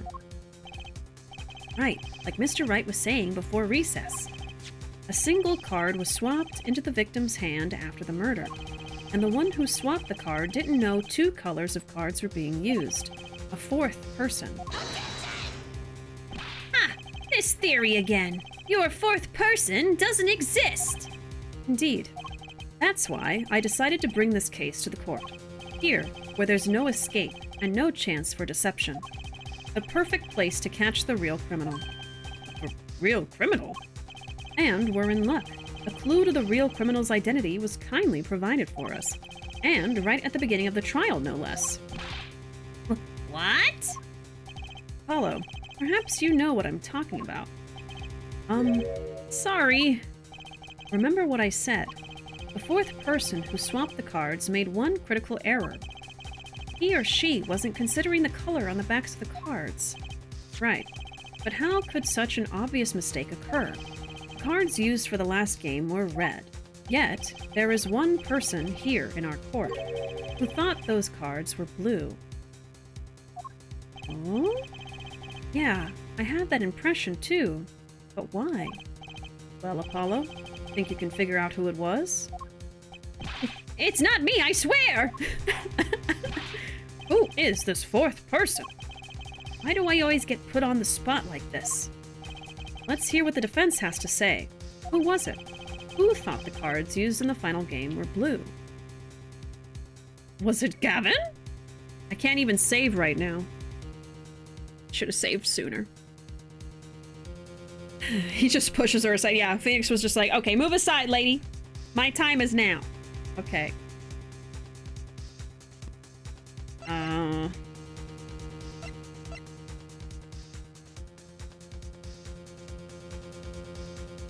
So I'm between, well...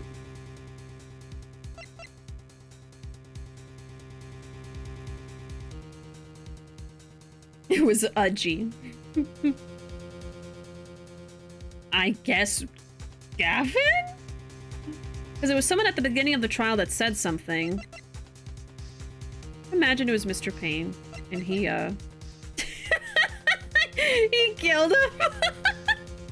I don't know. I'm gonna say Gavin, but I'm really not sure. Also, oh, let me make that alert go off properly. Thanks so much for subscribing. Thick thighs. Save lives, perhaps? Let me see. I get to work. There we go. Thanks so much for that subscription. Welcome in. Let me get you on this paper star. I'm gonna put thick thighs. If I can fit them. My god. They're too thick. They barely fit on this star. Here you go. It's very tiny. It says thick thighs. Put that in the jar. We are collecting all of our subscribers' names on these little paper stars and collecting them in this chicken-shaped container. And now you're one of us. Now you're one of us. Here you go. Just watched your Yakuza 0 through 4 playthrough. Oh, thank you very much for watching. I appreciate it. Thank you, thank you. Yeah, I've been uploading my streams, my Yakuza streams for a long time. A very long time, and I'm almost caught up with everything. I still have to upload 6, and then I'll be all caught up, because I've been uploading Gaiden, Ishin, even Yakuza 8 I've been uploading as I play it, so I'm a little bit better with the more recent streams. Yeah, welcome in.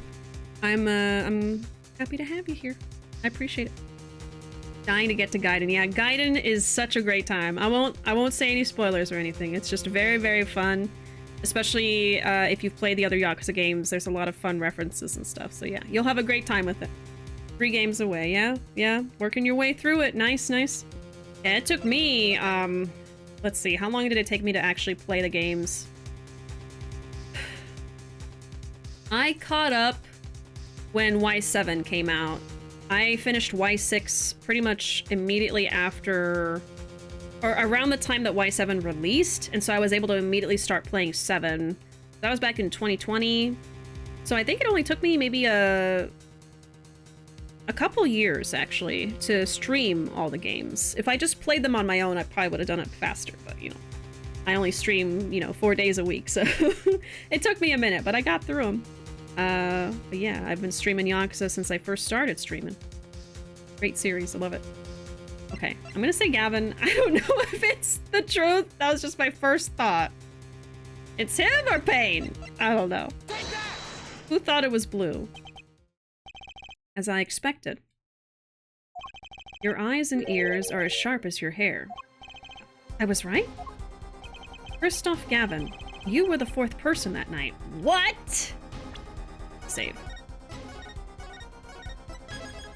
It was Gavin! What was he doing there? But of course Mr. Gavin knows the color of the cards. How would he? As you can see, the photo of the crime scene is black and white. You can't tell which of the cards are blue, the ones on the floor or the table. But look! You can see the colors in this photo. Yes, but when he said the cards were blue, it was well before this evidence came to light. Oh, because the card he put in the deck was blue. Where is that hand? Yeah, the one inserted into the deck was a blue card, so he thought all of them were blue. What? Well, why would he do this? It is true that the defendant was engaged in a game of poker with the victim. Yet it was only that, a game, in the purest sense. A competition, Your Honor. A competition? Yes, a test of wits, a silent clash of passions. Only the cards, their backs wreathed in blue flame, know its final outcome. Yeah, he was all poetic about it, too. Ooh. Well, Christoph? Mr. Gavin? Mr. Gavin? Is something the matter? No, nothing. Excuse me, it was just so sudden. Right. You aren't seriously accusing me, are you? This is a first! Our mentor in this game is a bad guy? Oh, Christoph? You know, even I'd never take a joke this far. Dang. This has gone beyond ridiculous, beyond dumb. This is insanity! The defendant accusing his own defense attorney of murder? I assure you, I'm quite sane. So this is why he didn't want Gavin representing him. He wanted Apollo because Gavin is involved in this. But what possible connection could Mr. Gavin have to the victim? I wasn't aware that I had a connection to Mr. Smith either. Yes, but Mr. Gavin and the victim have never even met. How do you know that? Well, what if they have? Huh? There is a possibility, after all. They may have met that night before the game started. What are you suggesting? Is this the truth Mr. Wright was saying silent about? Well, only one thing to do. Mr. Wright, the defense would like to request that you testify to the court. The defense would like to request no such thing. Mr. Gavin? Testimonies must relate to the case. How could anything happening before that game of poker be related? You're trying to cover yourself. That's what you're doing. I'm not sure I follow, Mr. Gavin. As I explained before, the defense believes that Miss O'Reilly... Am I to assume you speak for Mr. Justice in this? He is the defense, not you. Mm-hmm. Mr. Justice, the matter of Mr. Wright's testimony is up to you. Oh, okay. Oh. Does the court, in your opinion, need to hear Mr. Wright's testimony? Yeah. This was Mr. Wright's strategy. He was planning this all along, and I intend to see it through. The defense would like to request that Mr. Wright testify to the court. Et tu, Justice? You would betray me, your teacher? Not the et tu, Brute reference. I'm sorry, Mr. Gavin. This isn't about loyalty. This is about the truth. It's about justice. Very well. Defendant, Mr. Wright will take the stand, please. This is interesting. Appetite before murder. That evening, Christoph and I had dinner. We sat at the table in this photograph. Shady Smith walked in 5 minutes after Christoph left. When the trap failed, Smith hit the waitress. The girl was knocked out cold, and Smith was uncontrollable. I left to call the police.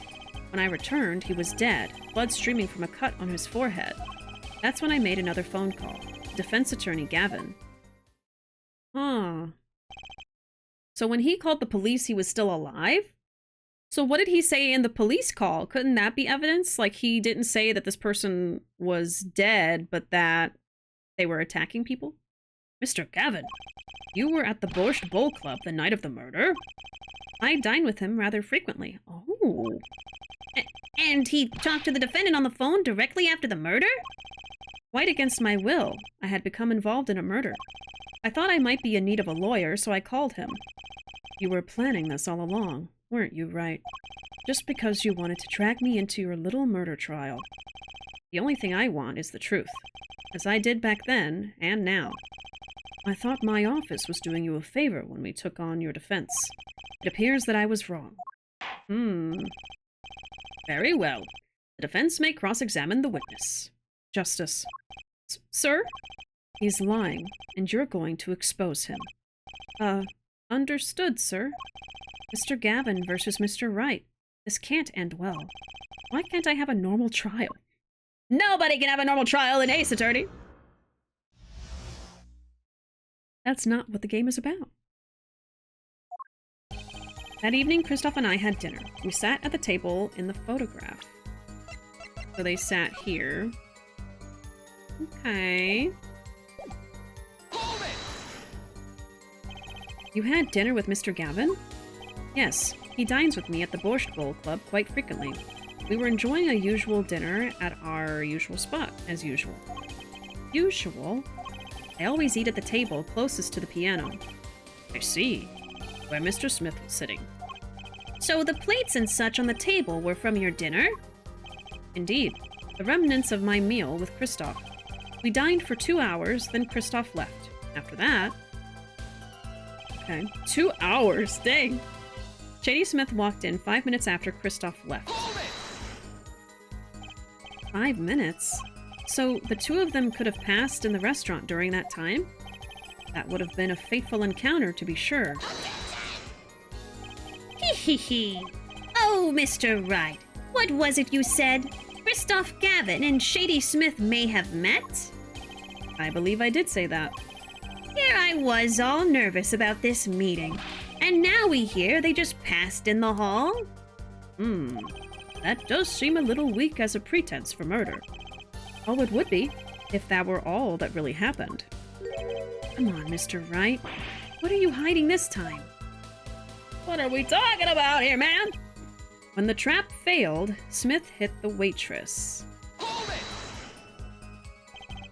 About this failed trap, this is the same trap that Miss Olga O'Reilly mentioned? The plan was simple. Elegant, really. You see, we set up a trap of sorts. I was to plant a card in Wright's pocket beforehand, and then deal 5 aces during one of their games. When their hands were revealed, Smith would call him out and search Wright. He would then pull out the planted card, and the trap would snap shut. You swapped the cards. Just like that, the legend would be dashed to pieces.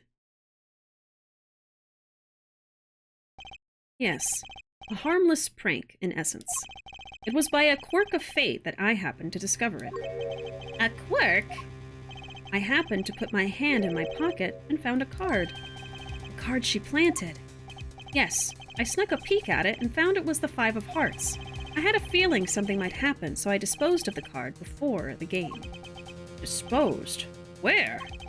There was an empty bottle of grape juice I had been drinking right beside me. I threw the card inside the bottle. An empty bottle of grape juice. The murder weapon? There's a card in there? I didn't see it. I looked at it too. Yes, I rolled it up and shoved it in. The colored glass makes it hard to see. A battle of wits between the deceiver and the would-be deceived.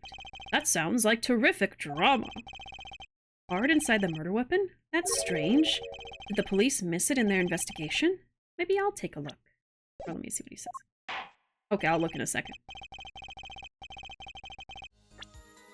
Let's have a look-see.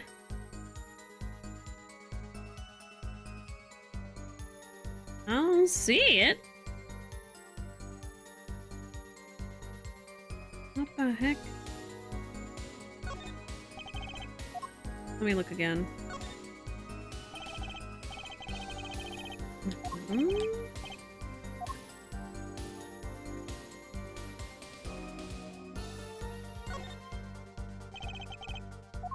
It's empty. There's nothing in here. Someone could have removed it. Okay, I think someone took it out. That must have been what happened. Mr. Wright, the poker head of courtroom number 3 approves of this battle of wits. Please revise your testimony with this new information. I discovered the trap during the game and disposed of the card in the bottle. So I'm probably going to present the empty bottle to this testimony. Why in the bottle? I perceived my opponent's intent immediately. I'm used to entrapment, you see. I knew what was coming. Oh, so you struck first. I like that. I know every trick in the book. They don't work on me. At least, when you get lucky and stick your hand in your pocket, they don't. The girl was knocked out cold, and Smith was uncontrollable. I left to call the police. You made the call to the police from the first floor of the restaurant, correct? Exactly. Cell phones don't get a signal down in the hideout. Was anyone else on the first floor at the time? Not a soul. It was the middle of the night after all. So there, in the darkened restaurant, I called the cops. After making the call, I returned to the hideout. It didn't seem right to leave the injured waitress alone. When I returned, he was dead, blood streaming from a cut on his forehead. And when you returned, the victim was already dead. Yes. I'll admit, I was a little startled when I walked in. A little? He was bleeding from his forehead, after all. I guess I'd be startled too if I walked in on a scene like that. Who wouldn't be? That's when I made another phone call to defense attorney Gavin. Could you explain why you called Mr. Gavin? I'd obviously gotten involved in a rather sticky affair, and I figured Kristoff's law offices would give me a friend rate for my defense fees. Ah, glad to hear you intend to pay. Wow. Oh, I'll pay in full, Kristoff. It was I who got you involved, after all. You may find the price of your defense quite high, my good friend. Quite high. Is this the truth that Mr. Wright was talking about? Justice, you know what you have to do. He's lying. Expose him, now. Yes, sir.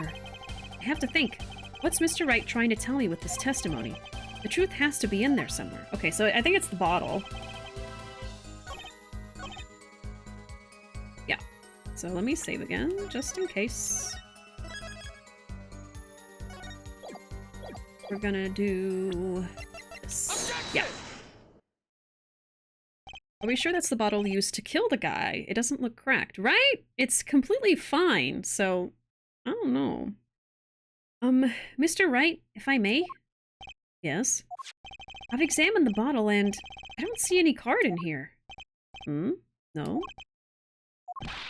What, Mr. Wright? Surely ... isn't all you have to say for yourself.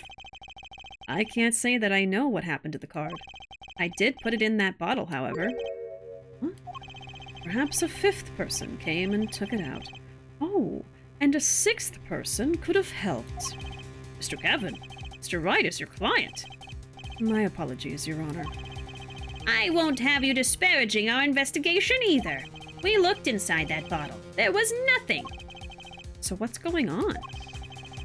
Is Mr. Wright hoodwinking us again?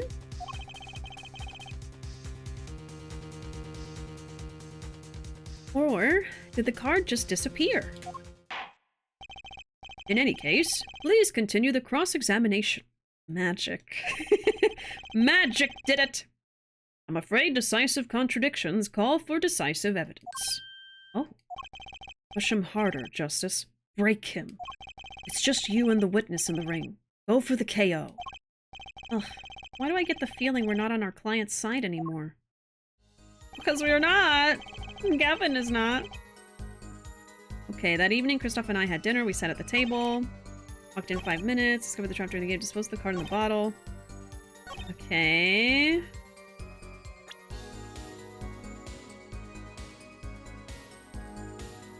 Did the card disappear?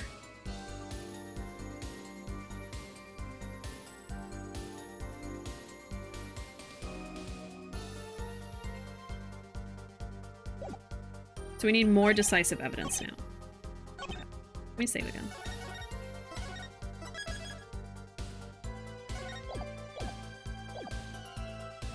Okay, let's start from the top. Kristoff and I had dinner. We sat at the table. Walked in 5 minutes after Kristoff left. I discovered the trap during the game and disposed of the card in the bottle. Pearl was knocked out cold and Smith was uncontrollable. I left to call the police. When I returned, he was dead.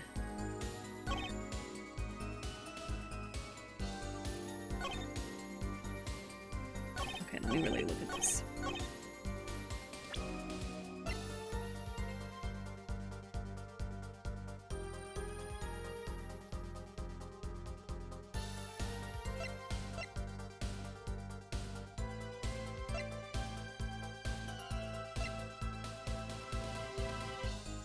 Yeah, grape juice bottle used as the murder weapon. Mr. Wright's prints on it are upside down.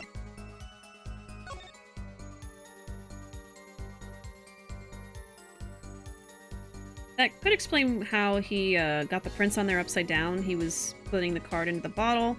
I'm also curious if it was a different bottle that was used or a different thing that was used. But he said this is the bottle that the card was put into, and now the card is gone.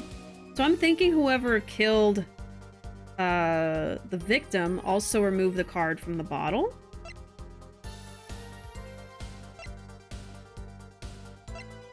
But how do I, like, what evidence do I present to what dialogue to show that, you know? That's what I'm struggling with. Let's see.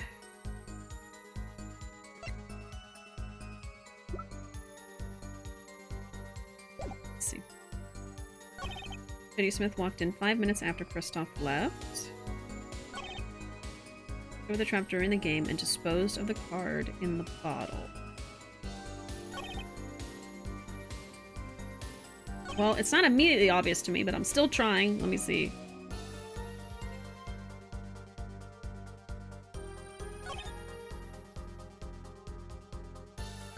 There's some kind of contradiction here.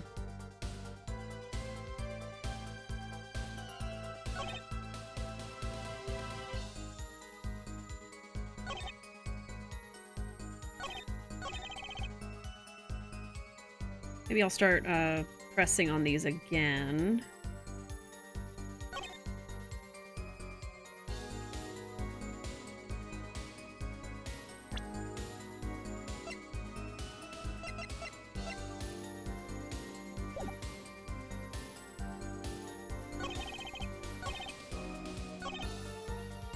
Okay, let's press this again. Why in the bottle?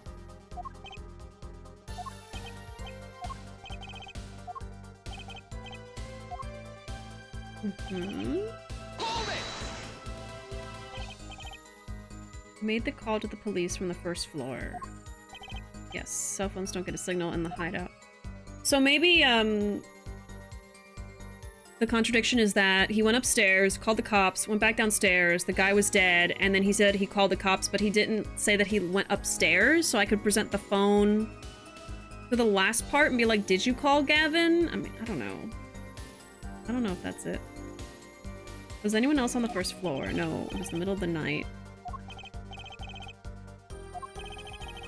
Yeah, after making the call, I returned downstairs. When I returned, he was dead. The victim was already dead.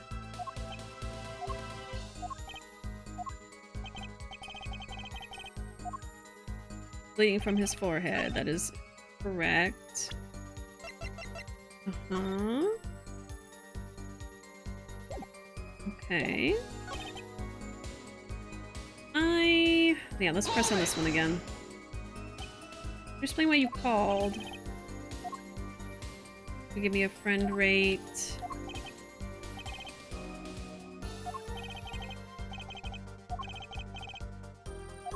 This is the truth he was talking about. Okay, so let's press on that. That's the only one that I'm getting a signal on. Let's see. Objection! That's not it. Your Honor, what do you think about the witness's statement? I'm not sure I follow you. I don't even follow myself! Yeah. Don't sound very sure, Mr. Justice. Objection overruled. Okay.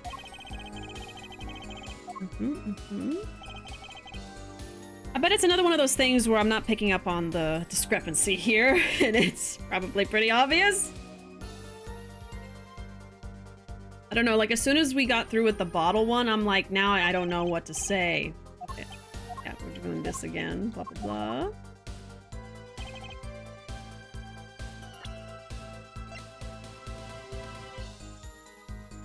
There could be, like, a discrepancy with the timing, but the only time he really mentions is the 5 minutes that passes.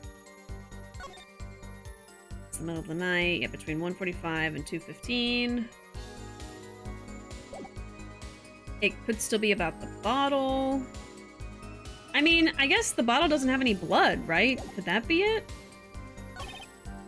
Like, this is not the bottle?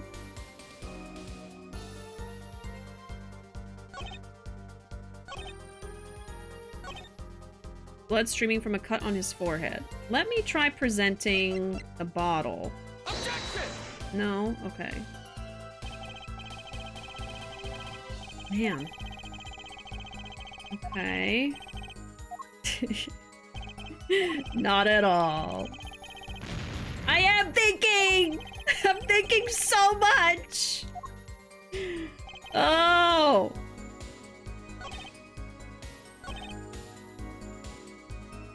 I don't know why this tutorial is getting me so bad. So we've already found one discrepancy, which is the bottle is empty. It doesn't have a card in it. Discover the trap during the game and dispose of the card in the bottle.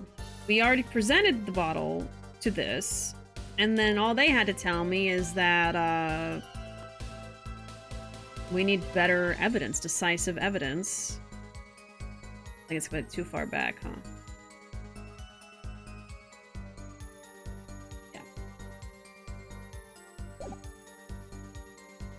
I don't know. I don't feel like I got a lot of direction from the game on, like, what I meant to say next.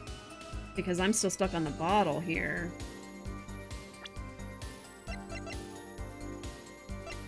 Okay, let's look at everything again.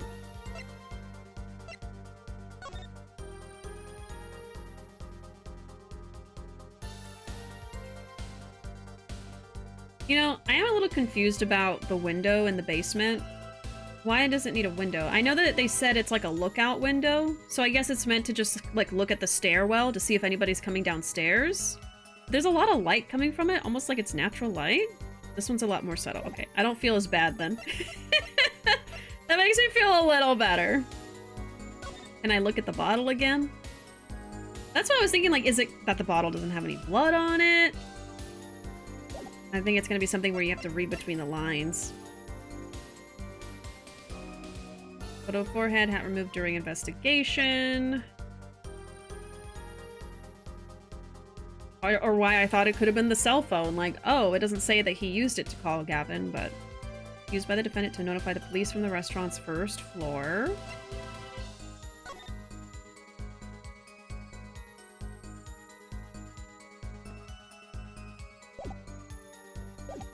Let's go back to the beginning again. That evening, we had dinner. We sat at the table in this photograph. Okay. There's their food on the table.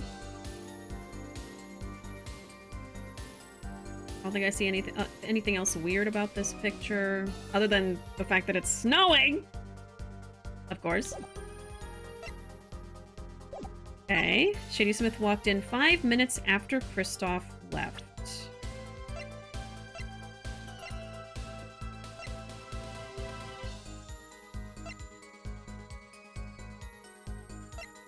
Man, I was determined not to write any notes down because it's just the tutorial case, but I wonder if writing little details down would have helped me right now.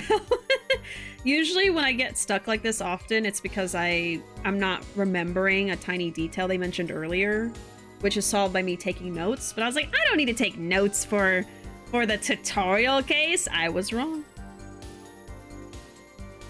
Gold must make the piano sound horribly out of tune in addition to Phoenix playing. Yeah, must be the worst piano anyone's ever heard. It's just covered in snow.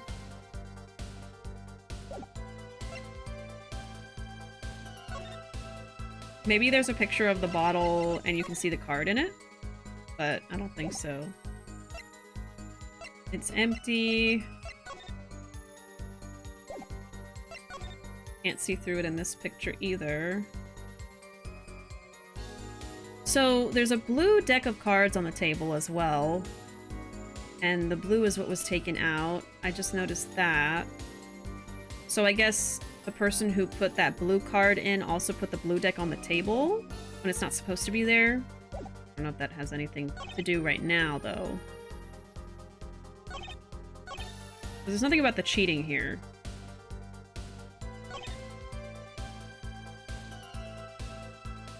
Girl was knocked out cold, and Smith was uncontrollable. I left to call the police. Used by the defendant to notify the police from the restaurant's first floor. Okay. Then I can look at the phone again. Just talks about how it's taped together. When I returned, he was dead, blood streaming from a cut on his forehead.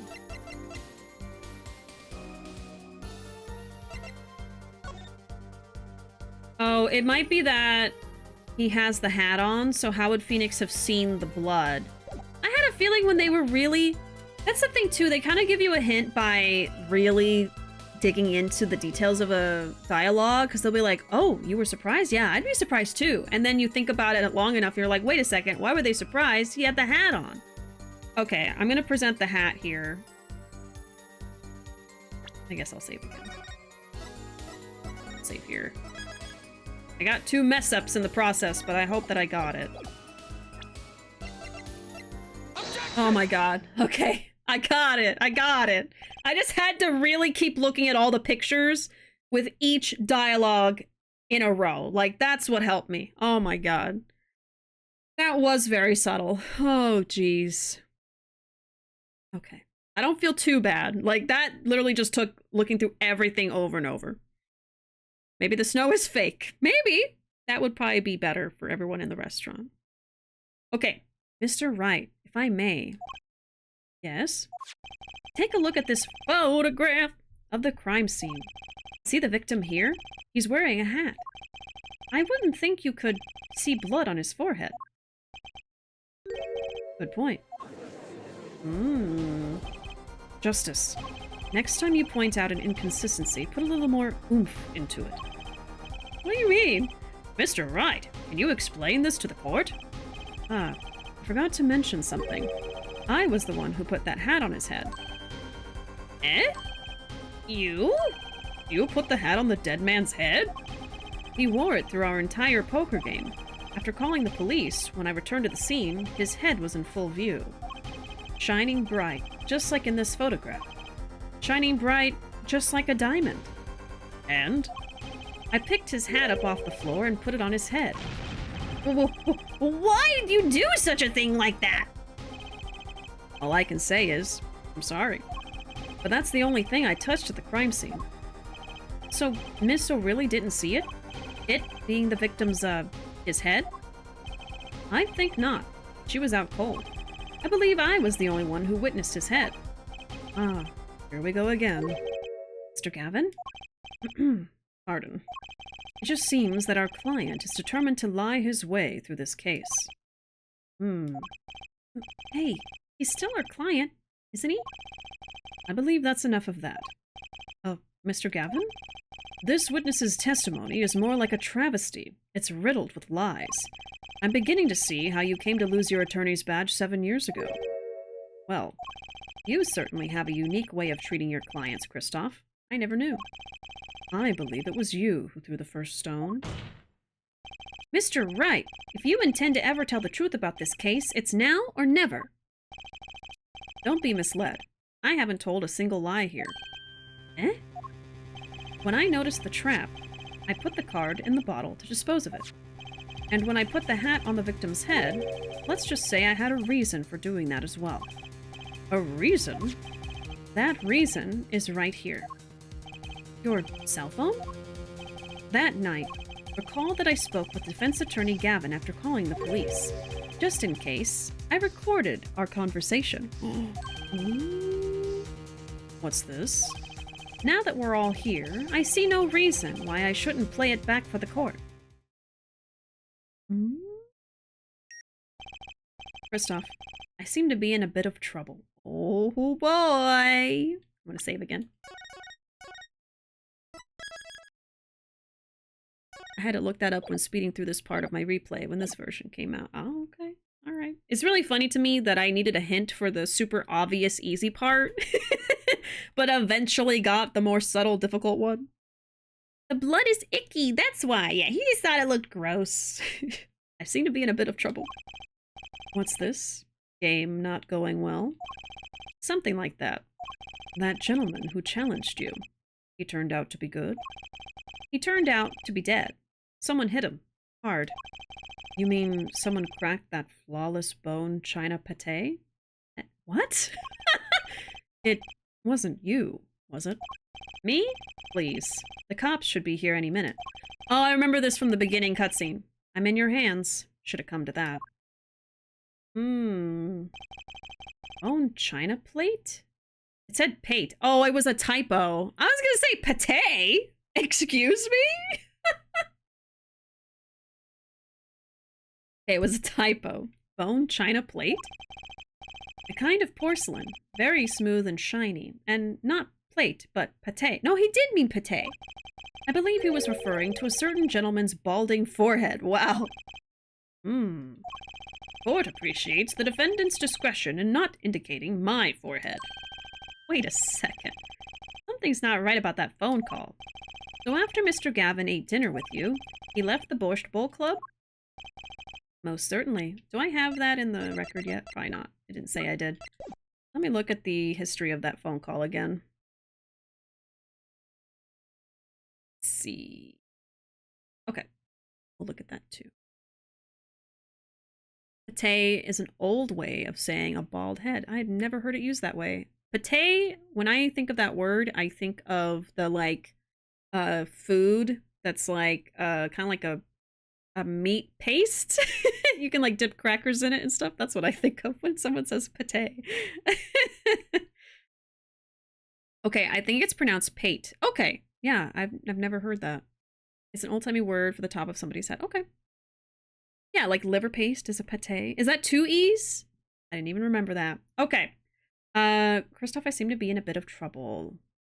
Game's not going well. The gentleman who challenged you turned out to be good. Turned out to be dead. Someone hit him. Someone cracked his forehead. Wasn't you, was it? Cop should be here any minute. I'm in your hands. Should it come to that?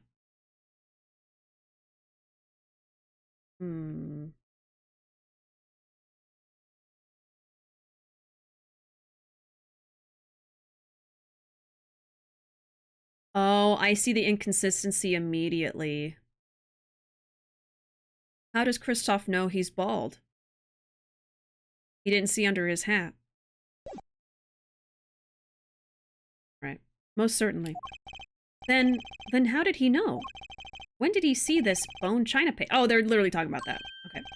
Oh, that's right. Yes. That was when I began to see my good friend in a different light. Thought I was all smart. They're literally talking about it right now. Troubled, I returned to the crime scene.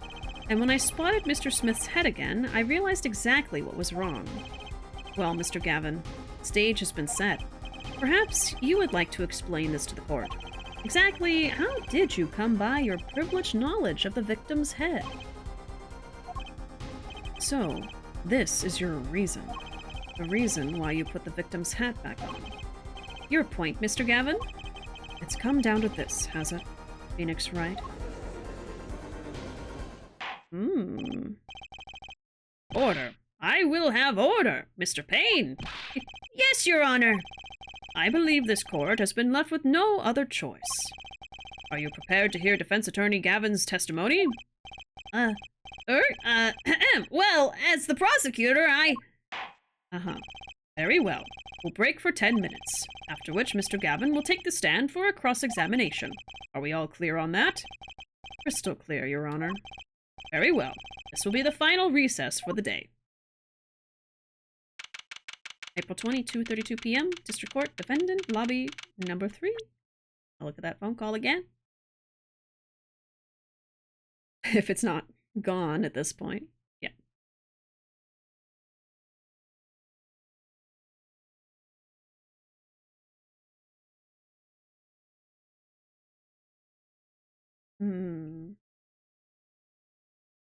That, or how does he know how he died when he just found out? If you're talking about Kristoff, he doesn't say dead, because Phoenix is the first one to mention him dying.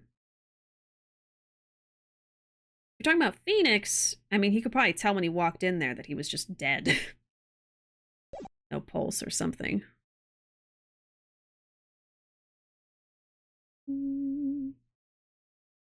That kind of pate is French. It's got one of those fancy marks. Pate is the name of my cat. So there's that if y'all need a third option. Oh! That's so cute! Pate the cat. Such a fancy name. Oh yeah, there is a painting of the judge right there. So dramatic. Alright. Mr. Gavin and Mr. Wright are both in the judge's chamber. Who'd have thought today would turn out like this? May I? Oh, it's the baby! It's the baby! Huh? What? Hello, sir. Please, pick a card. Is she a magician? Well, what's all this about? Is this one okay? Excellent. I have a message for you. The last hand is about to be played. You'll need a trump card to make it. A trump card? I bet that's the missing card. The card you have chosen is magical. Use it wisely, and the game is yours. That's all. Oh, an ace. Where do I remember that card from? So this is the cheating ace that Olga brought up. I almost thought it was going to be the 5 of hearts that was in his pocket. So it wasn't that one. Not so, not so. Oh, thanks so much for the follow check. Thank you. She does have a top hat. Yes, she does. She does. Where do I remember that card from? And there's blood on it. Mr. Smith's hand has 3 aces and Mr. Wright's 2. It is 5 aces in all. It is true. I have seen it, the 5th ace. It was cheating, I swear to you. The missing 5th ace. Wait, this blotch of red. Is this blood? So that's why the card was removed. It had evidence. You have your trump card. Now it's up to you to cut the deck and draw the truth.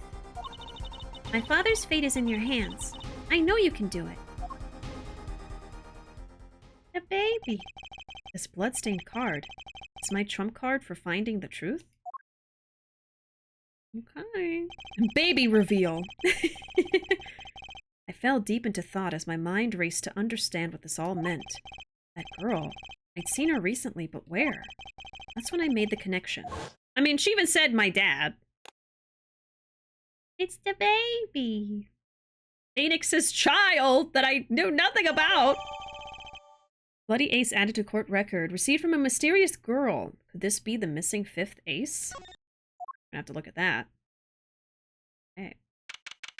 April 20, 2:45 p.m. District Court, courtroom number 2. Let's look at it.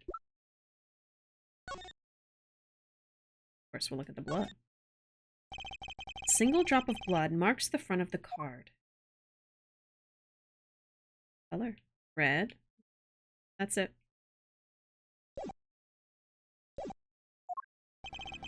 Court will now reconvene. Defense Attorney Kristoff Gavin, will you please take the stand? Alright. Now then, if you would, Mr. Payne. Yes, Your Honor. Will Mr. the witness state his name and occupation? Do they? Cards say Capcom. Oh, they do! Capcom, Osaka, Japan. I did not notice that. The text is so, like, not high quality. I didn't really bother to read it. Oh. Interesting.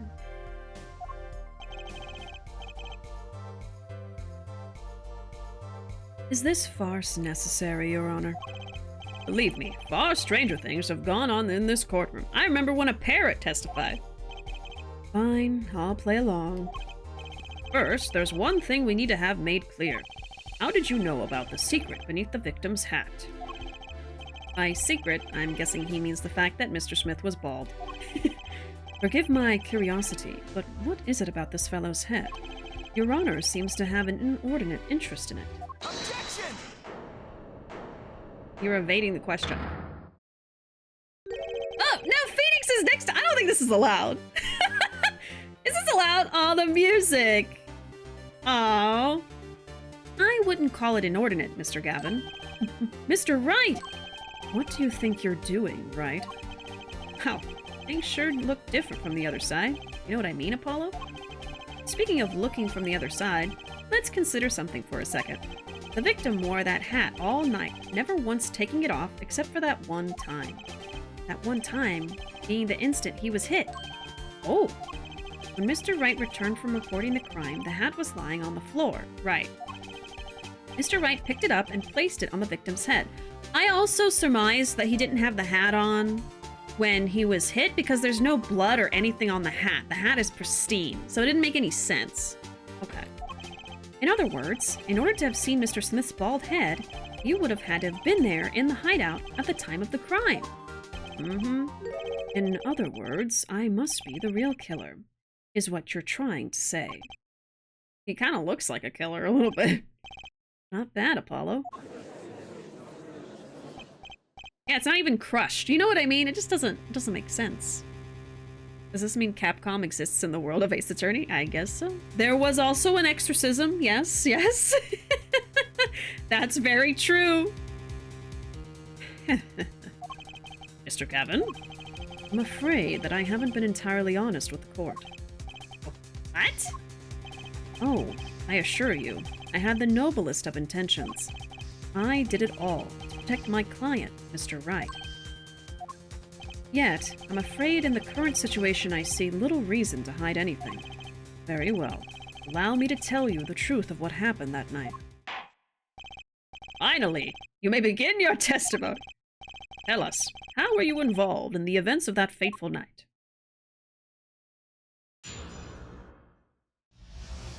Will we have to exercise this bish? We'll see. The rage I sensed in that man that night troubled me, so I returned to the club. I went down to the basement and peeked in through the little window to the hideout. I'm gonna start analyzing just from the get-go. Let me see. The rage I sensed in that man that night. When was he mad? Before all of the cheating happened. So I returned. I went down to the basement and peeked in through the little window to the hideout. Okay. It must have been right after the murder took place. The victim was dead, as he appears in the photo. So Phoenix would have seen you. A bald head, an unconscious girl, and Wright, holding a bottle in his hand. I sensed that that was not the best place for me to be at the time, and so I left. That's when the call came from Wright. There's a lot of stuff that sounds weird in that. So, you witnessed the murder? For better or worse, I missed the actual moment of the deed. Mr. Gavin, may I remind you that you are on Mr. Wright's defense team. Your testimony is clearly disadvantageous to your client. What else could I say? I'm standing on the witness stand, after all. So you are, Mr. Gavin. And you had to testify as you just did. You had to tell them you saw the scene of the crime through that little window. Mr. Wright? You had to say that, because that was the only probable window of opportunity. Right, Apollo? Oh. So something about the little window. Mr. Wright, the defense should do the cross-examination, not the defendant. Mr. Justice, are you prepared? Yes, Your Honor. I can't believe I'm going up against Mr. Gavin. This trial is getting weirder and weirder. Right. That fateful night. Let's save again.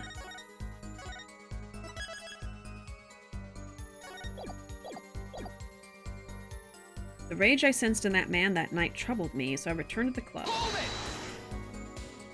That man? You mean Mr. Smith? He was different from the other customers. His aura, shall we say. I knew he was a serious poker player, but it was more than that. So then, you knew the true nature of your client's job? Of course. But I also knew he wasn't engaged in gambling, which would be illegal. Well, it makes sense that he would know. They were friends after all. Worried for my friend, I returned to the club. You see, I feared this Mr. Smith might be someone coming to settle an old score. I see. What happened then?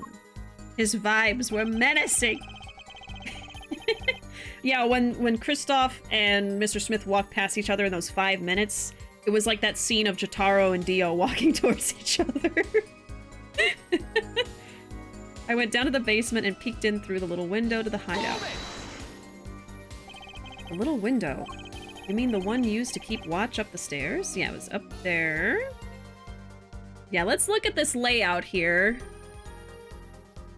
I don't know if he would see the wound on his head from there because there's like a square up there, so probably like the bookcase or something. Let me see if I can look at it. Yeah. Yeah, there's like a shelf there. And if Phoenix put the hat back on, it would be a very small window that he would have been able to see it. I don't immediately see a contradiction with that necessarily, but I don't know. In the photo, it looks like you'd be able to easily see the wound, but in this picture, it's kind of behind him, so I don't know if he would see the forehead wound because it's on the front of his face. Like, right there. Maybe the blood trailing back? I don't know. Which, can I be honest about this? I saw the wound right here, but I actually thought that the line was like a line of hair on his head. And then they said, yeah, the blood. I was like, oh yeah, it's all the blood.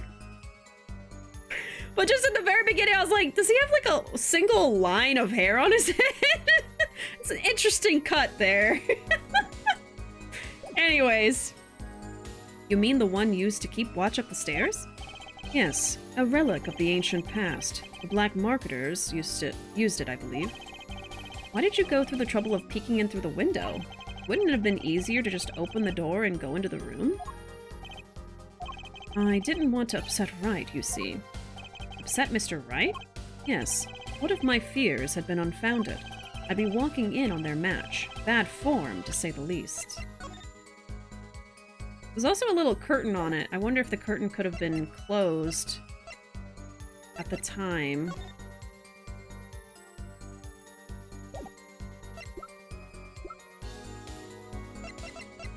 Okay.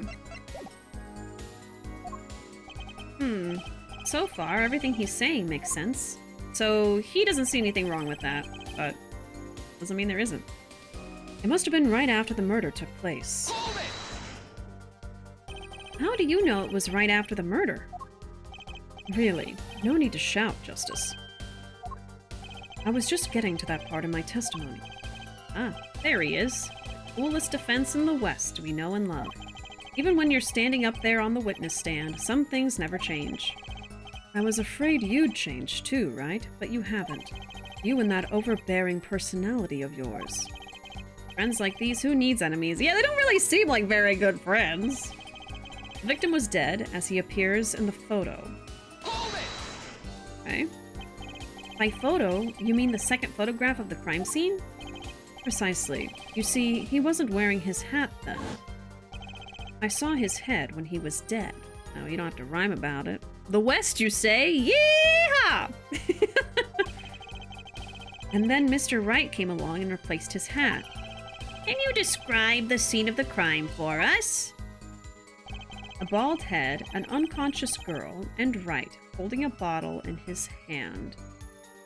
Okay. Those were the only three at the scene of the crime? Yes, as far as I saw at least. Then we're back where we started. The killer was the defendant, Phoenix Wright. Who else could it have been? But why didn't you talk to the police? 2 reasons. First, I didn't actually witness the very moment of the crime. Second, my office was asked to defend Wright. Even after seeing what I had seen, I couldn't abandon my friend. There must have been someone else there at the moment of the crime.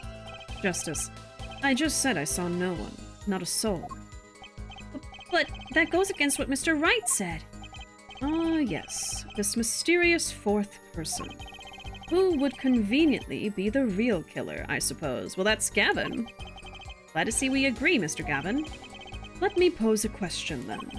Tell me, what possible reason did the real killer have to swap cards in the victim's hand? Because there's blood on it. Perhaps you can show us a reason why such a thing would be necessary. How can I show something I can't find myself? Remember, Apollo, the card that was swapped out was the 5th ace. 5th ace, right. Well, Mr. Justice, the question of why the killer would swap out a card has been raised. Can you point to a reason? Yep. It's now or never. Yeah, let me save again.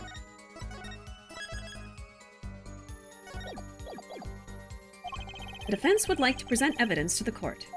Evidence showing the reason why a card was swapped out. Then go ahead and point out your reason, Mr. Justice. Why did the killer take the 5th ace? It had blood on it. It was dirty.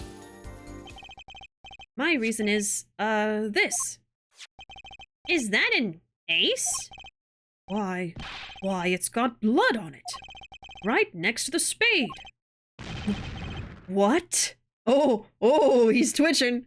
Uh-oh. Somebody's upsetty spaghetti. Someone is not happy. Hey, Peace Man, welcome in. I'm happy to see you. Stopping in before bed. I appreciate it. We are hopefully near the end of this first case of the Apollo Justice games. The first of the trilogy. This is insane. Why wasn't I told about this? Why? Would this be the missing 5th ace? Gavin wasn't expecting that. Inconceivable. How could you? What are you doing with that card? Well, that's the thing. Why is Mr. Gavin so upset? It's just a fishy card from some fishy girl. Oh, that card? It's mine. That is, I picked it up at the Borscht Bowl Club that night after the murder had occurred. I gave it to my daughter. Cards are her stock in trade, after all. Objection! No. Impossible. Unacceptable. The court can't accept this evidence. It's a fraud. A fraud? How can you be so sure? What? I would think the only person who could claim it was a fraud would be the one who took the real card from the crime scene. The real killer. Allow me to elaborate. What if this trace of blood was the reason? The reason for the killer to take the card from the scene of the crime. Where are you going with this?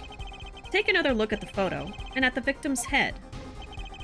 At the moment of the crime, his hat fell to the floor, and a trickle of blood ran from his forehead down the back of his head. Couldn't a drop of that blood have fallen on one of the cards? I suppose. The killer then took the card to hide the blood. Regardless, that evidence is non-permissible. Oh? Right. Regardless of how you wasted the last 7 years, you used to be a lawyer. You know what a serious crime it is to conceal evidence. Oh, we can discuss the finer points of our legal system later. What's important now is that I've answered your question. I am living for this Phoenix, by the way. I am living for this, like, super confident... He's the one that has, like, all the stuff. Like, remember the updated autopsy reports? This is what I'm getting from Phoenix now. It's great. What are you talking about? You wanted to know why the killer would have taken a card from the crime scene. And now, I've told you.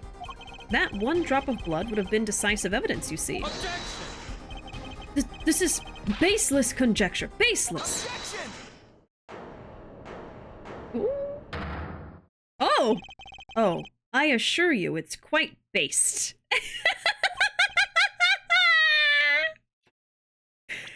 I assure you it's quite based. Can we have this as a quote, please?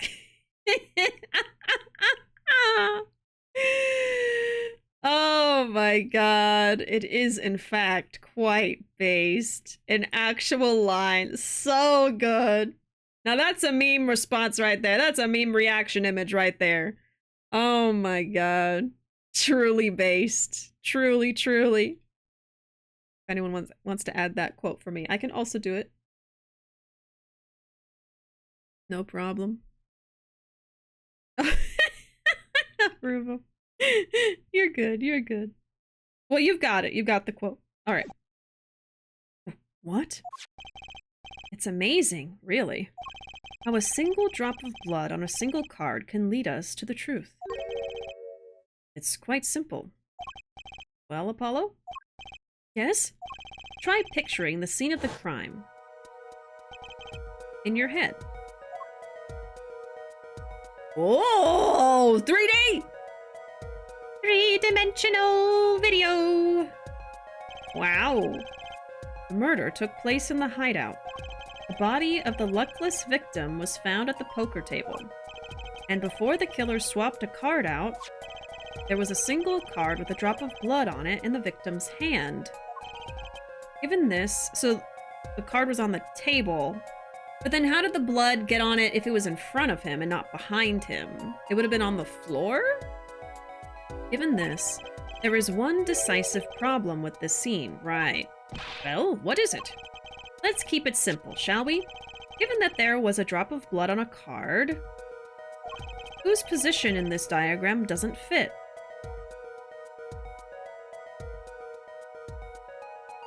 I guess the victims, right?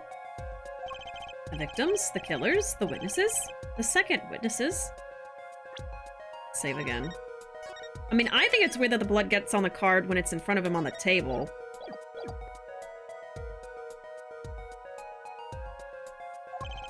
Whose position doesn't fit with the bloody card? I think the victim. Well, isn't it the victim's position that's the problem? I don't follow your logic here, Mr. Justice. Well, look, the victim was struck on the head, sending him back in his chair. You would think any blood would fall behind the body, not onto the table in front of him. Ah. Take a look at the photo again. If he bled in this position, the blood would fall on the floor, not the cards. Okay, I got that. Why, that's right. So, what does this mean? Incidentally, we were sitting in swivel chairs. Oh. Swivel chairs? Oh, man. Apollo, try turning the chair around. What? Recreate the crime scene? Oh. Chair was facing the other way? It would have to be. Interesting. So, we have to assume that at the time of the murder, the victim's chair was facing away from the table. Why? When Mr. Wright returned from informing the police, which way was the chair facing? Mr. Wright returned from informing the police. When I came back to the room, the body was facing as seen in this photo. Okay, so when he was killed, he was facing away. So someone snuck up on him? And then he was turned around.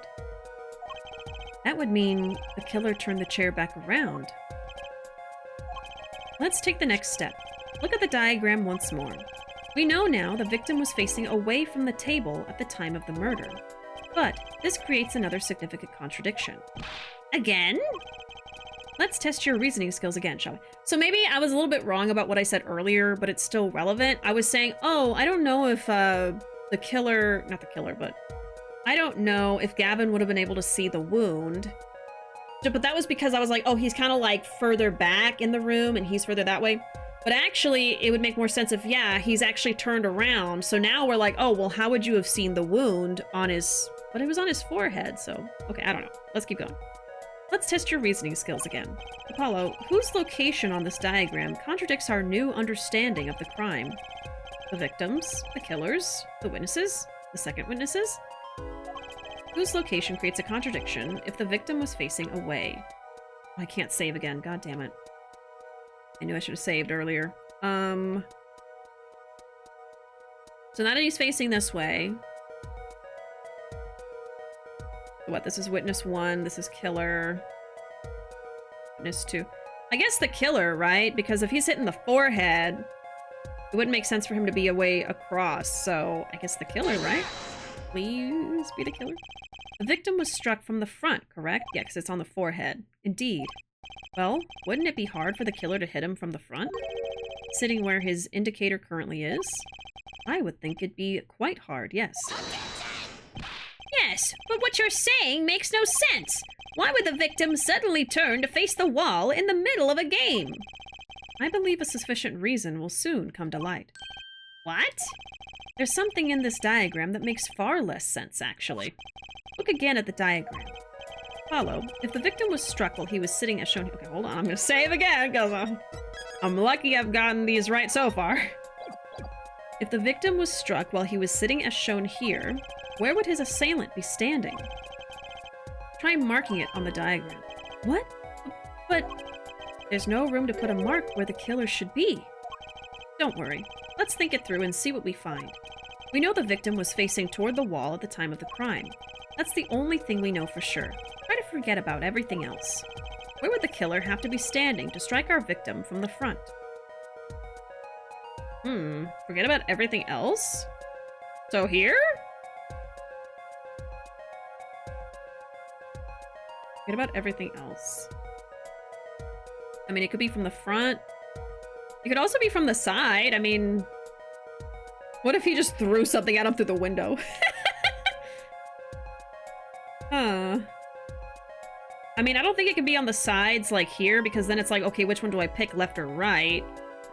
If it wants something specific, it would either be like the bookcase or maybe that. But it says forget about everything, so don't even think about him being there. Okay, I'm just gonna point here? There's no room there, though. Killer had to be standing, well, here. Yeah, that's wrong. You get points for flair, but that's about all you get. Yeah. Okay, I am gonna load because I'm scared. Let's see. I think I saved in this one. I know it doesn't make sense. I guess I could put it next to him.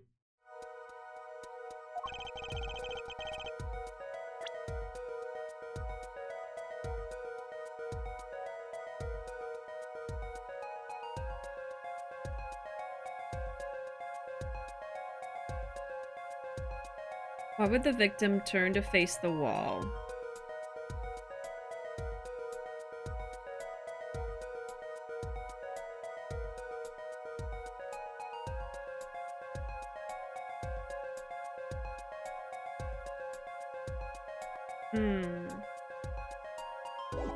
The spot I picked was like literally the bookcase. It doesn't make any sense. I was just like, I don't know. Let's see. There's no room to put a mark where the killer should be. Yeah, so there's no room in the bookcase. Let's think it through and see what we find. We know the victim was facing toward the wall. That's the only thing we know. Try to forget about everything else. Well, okay, then he'd have to just be standing on the side somewhere, like right here or right here. I just don't know which side it wants me to put. I could say this.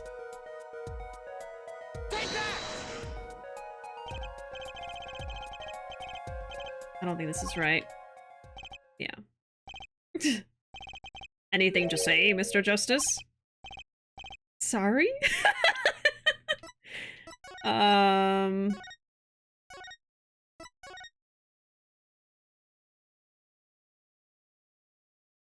Forget about everything else. There's only 4 directions! It's either on his right side, behind him, but that's the table, so that doesn't make sense. I had it right the first time? Was I not precise about it?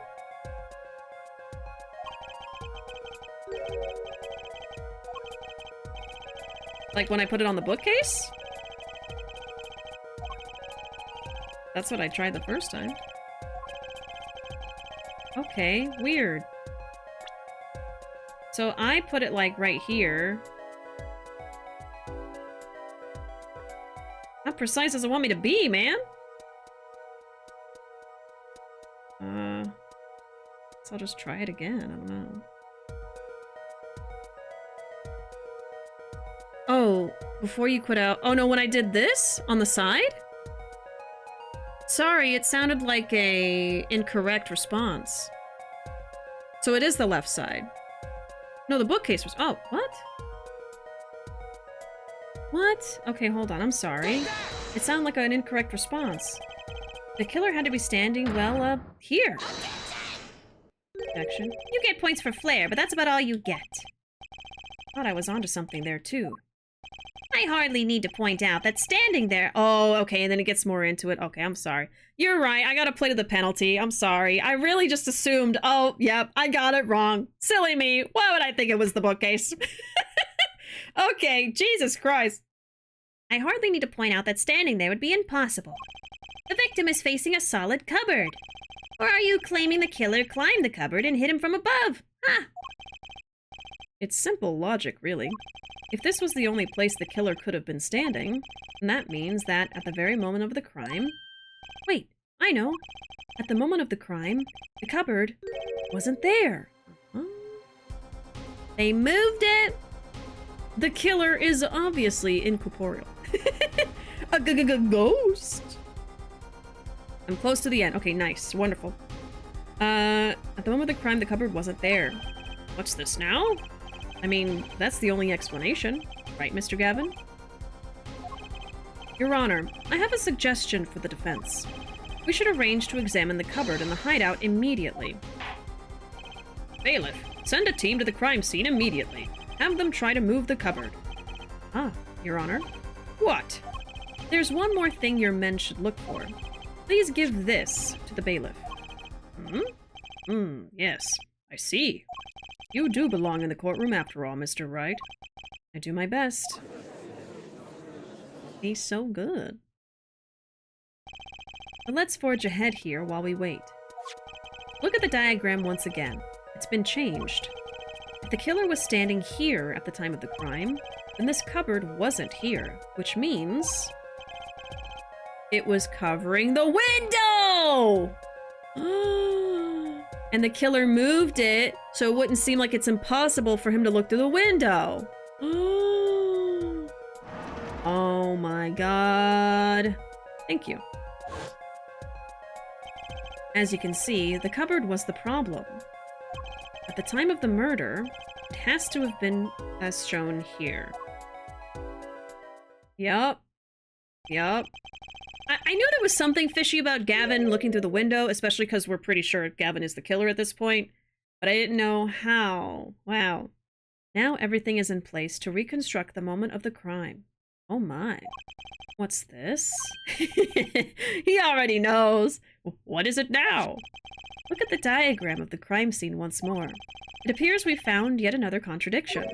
What I believe to be the final contradiction, in fact. Huh? Oh, dang! Notice something, Apollo? Our line of deduction is rapidly approaching its logical conclusion. Now then, Mr. Justice, please point to the new contradicting indicator. Yeah, it's going to be where Gavin was standing. Is it the victim, the killer, the witness, the second witness? Which indicator in this diagram contradicts what we know about the crime? Immediately. About this cupboard, are we all okay with assuming it was moved? Sure, why not? Well, if it was, something really doesn't fit. The cupboard would completely cover up the window to the stairs. Ah! That's right. Someone standing outside wouldn't be able to see in. Someone like Mr. Gavin. What? What did you say? Oh? Is the coolest defense in the West losing his cool? Don't expect me to play along with your little game, right? It's only a game until someone gets killed, Mr. Gavin. And someone was, while the window to that room was blocked by a cupboard. So, Mr. Gavin, perhaps you'd like to explain to the court. Exactly where did you witness the crime scene from? Excuse me, Your Honor. Order! This is a court of law and I will have order. We just now received word from our investigative team at the Borscht Bowl Club. They've examined the cupboard in the hideout, Your Honor. Oh? And what did they find? Well, Your Honor, it turns out there is a secret passage behind it. Huh? What? Ah, yes.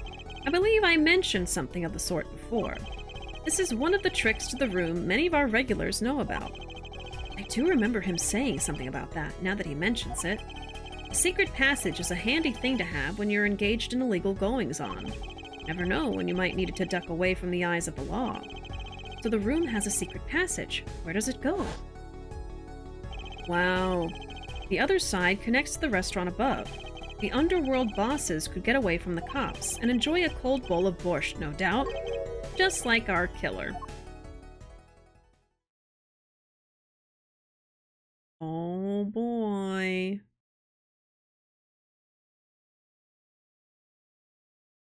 You see where our line of simple deductive reasoning has led us, Apollo? I see it, but I don't believe it. That girl wasn't kidding when she said I needed this trump card for the last hand. Yeah, that solved everything. At the time of the murder, the window was blocked, and the victim's hat was only off his head for the few minutes between Mr. Smith's murder and Mr. Wright's return from calling the cops. In other words, the only place anyone could have seen the victim's bald head was from inside the hideout. Well, Mr. Gavin? Come on, say something. Dare I ask what really happened that night? Actually, I think we can probably figure it out ourselves at this point. That night, for whatever reason, our killer had a date with Mr. Smith, a date with destiny. There, he crouched, hidden in the secret passageway behind the cupboard, holding his breath, waiting for just the right moment. Then the chance came, and he took it. Arrgh! Eek! What? Why did you do that? Wait here. I'll get help. Miss Olga O'Reilly was out cold, struck by Mr. Smith. But his time was soon to come. Mr. Wright went upstairs to call the cops, leaving Mr. Shady Smith alone in the hideout with the unconscious dealer. Then our killer stepped out from the secret passage and into the hideout. The victim must have heard the cupboard sliding aside. Oh. He wheeled his chair around to look, and after the deed was done, the criminal must have seen the blood on the card. He would have, of course, realized the need to destroy the evidence. That single spot of blood told the whole story of the crime. A date? Did they kiss? A deadly kiss. Too bad for him, he didn't linger any longer in the hideout that night.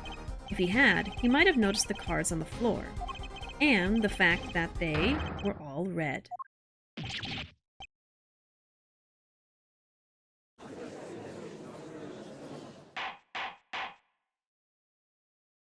Oh? Well, it seems this trial has taken yet another turn. I'm truly, truly sorry I had to see this day come, Mr. Gavin. Mr. Gavin? Mr. Payne! Yerk! Yes, Your Honor? The prosecution will continue its investigation.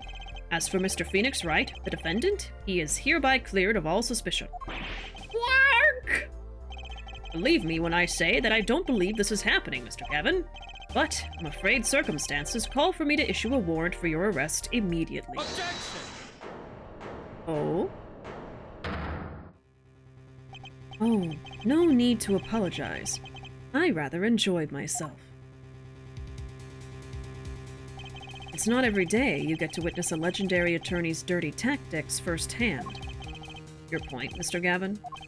Frankly, Your Honor, I'm shocked that a person of your caliber would be taken in by such a low-grade parlor trick. Excuse me? The defendant is cleared of all suspicion. This is hardly the time for jokes, Your Honor. Mr. Wright hasn't proven anyone's guilt or innocence here. What he has done is use illegal evidence to put the blame on someone else. And not just anyone else, but me, his own defense attorney. Illegal evidence? Objection! Let me ask you, Mr. Gavin, is there still any reason at present to suspect me of wrongdoing? Of course, this bottle, for instance. The bottle of grape juice Mr. Wright was drinking. How do you intend to explain away the fingerprints on the murder weapon? Because he put the card in there. And not just any fingerprints, am I right, Mr. Payne? Actually, yes. The fingerprints on the bottle were, upside down. I seem to recall this being an issue earlier. The court and this case demand an explanation. I can think of only one reason why one would hold a bottle upside down, and that is to hit someone with the bottom of the bottle. Well, Your Honor. Ah, see how the caught fish squirms to the last. Well, Apollo? Yes? Your boss seems awfully concerned about this bottle still, but I'm sure you can come up with a suitable explanation, just like that. Yeah. Just like what? Why would anyone grab a bottle upside down other than to... Oh? Don't let him trick you into thinking his explanation is the only legitimate one. Is there really another? Take another look at the court record. I believe you'll find a simple answer there, in plain sight. How about you just say the answer in plain words? It would be hasty to deliver a verdict with unanswered questions indeed. Well, Mr. Justice? Mr. Gavin said that the court and this case demand an explanation.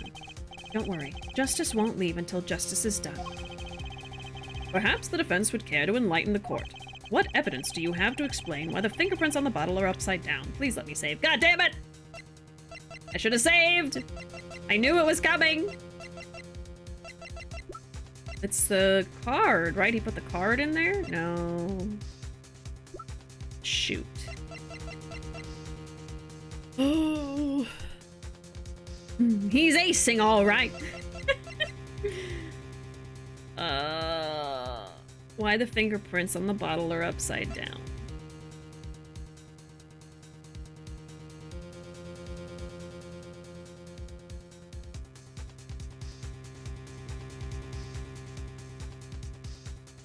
I wish I saved. Oh!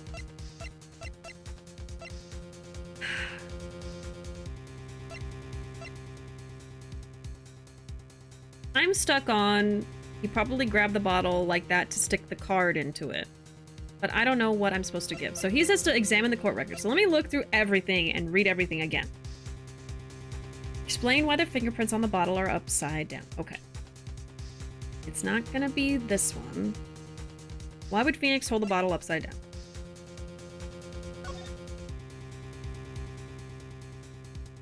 That I could prove with evidence. This is probably the last thing I have to do, too. Oh.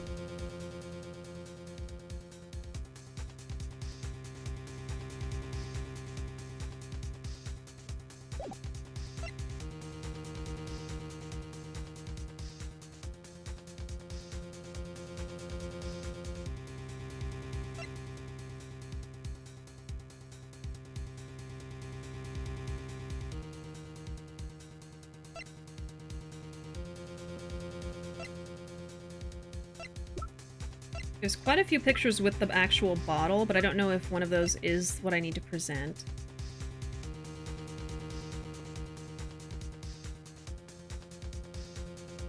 So, how did he get this card out of the crime scene, right? Like, is it just the card? He put the card in the bottle? That's what I'm thinking. So I think the only way to show it would be to do this. But, I mean, what is the series of events? So, the card is on the table, the guy is hit over the head, and he, his head goes back and the blood drips onto the card on the table, while Phoenix is gone, so he's not even in the room right now. The murderer goes into the room and takes the card. I'm also confused about how he got the card. If Gavin took it. You know what I mean? There's some things I'm not like 100% on here. Maybe if I took some notes and I looked them over right now, I'd realize, but... So then Gavin replaces the card with a wrong card with the blue king, because this one has blood on it. It's evidence. And so... And then where does the bottle come in? Is this even the murder weapon? He was struck in the head, though. So Gavin must have also grabbed this upside down and hit him over the head. Oh, I'm sorry you have a headache, Arkham. Well, I hope you feel better. And thanks for hanging out with us. I appreciate it. And hope you have a good rest of your night. We'll see you later. We'll see you. Also, welcome in, Bunny. Yeah, I can't believe this tutorial case is kicking my butt this hard. This is my third time getting stuck on something, but let me keep trying before I get any hints. I didn't need a hint for the second time, so let me see. I can at least look at the history. Okay, that's good. Let me look this over. Let me see. Been here for a while. Well, I appreciate the lure. I appreciate it. Okay, how do you intend to explain the fingerprints on the murder weapon? Fingerprints on the bottle are upside down. This was an issue earlier. I can only think of one reason why, and it's not that. Hit someone with the bottom of the bottle.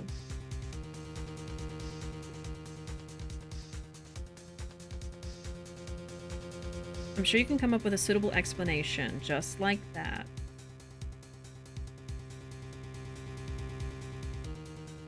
It must be the card. If you take another look at the court record, I believe you'll find a simple answer in plain sight. So I think he's trying to give me a hint there. A simple answer in plain sight. So probably the photos and not the card.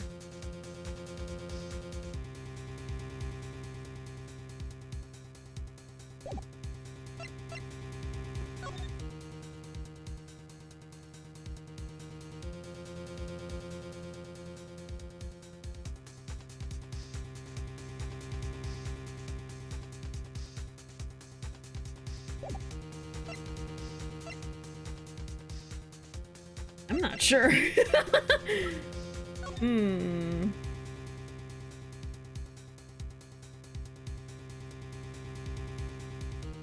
I know there's something here I'm missing. It's in all of the details of the case, I feel like.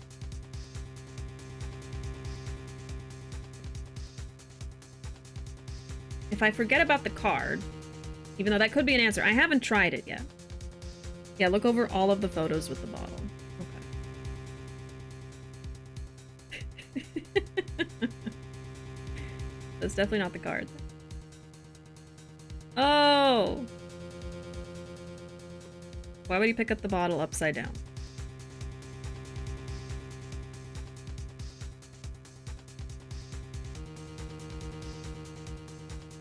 I mean, the only thing I'm thinking of right now is to move it. If he's not drinking from it, he could pick it up by the stem to move it, but I mean, I don't think that's it. Brother.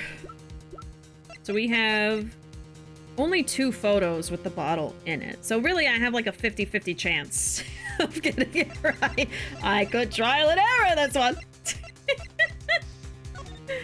I mean, there's bottles in this picture, but I don't feel it's relevant. Unless... to pick it up out of the box? Is that it? Because when I look at these other pictures, I really don't see anything that would indicate how he would hold it. You know?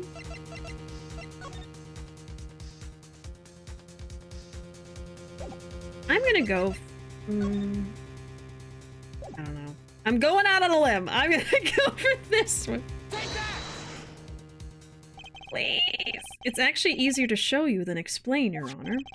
Yeah, okay, I got it. Oh, thank God! Jesus Christ!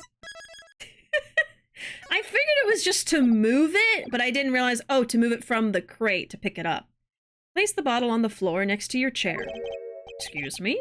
On the floor? Yes. Now, reach down and pick it up, without getting out of your chair. Ah! See? You naturally go to pick up the bottle by its neck.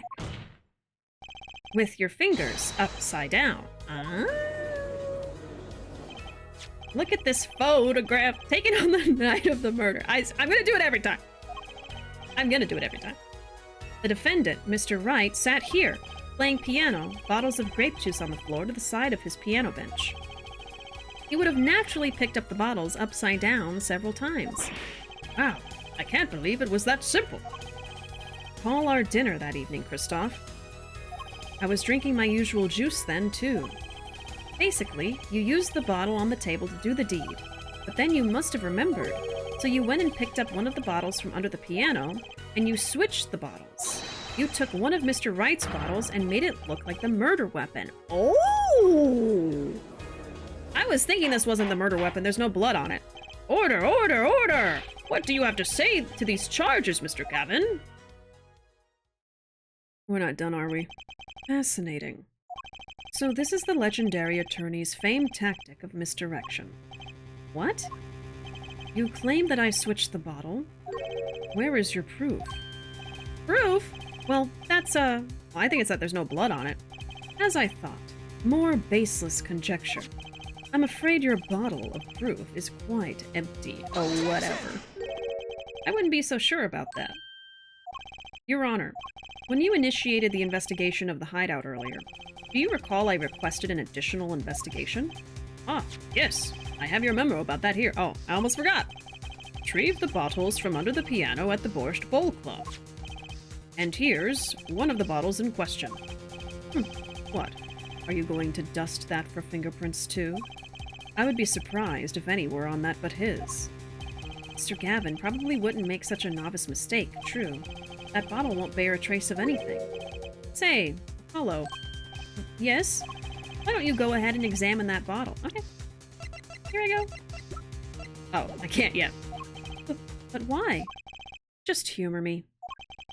Mr. Wright, that bottle will solve this case once and for all. What?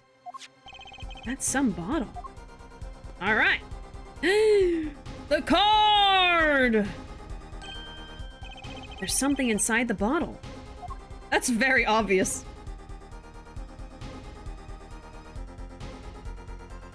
It's the 5 hearts! What's this? That card. Can't be. Recall that unpleasant woman's testimony for a moment. Miss Olga O'Reilly? Yes, our little swindling devotchka.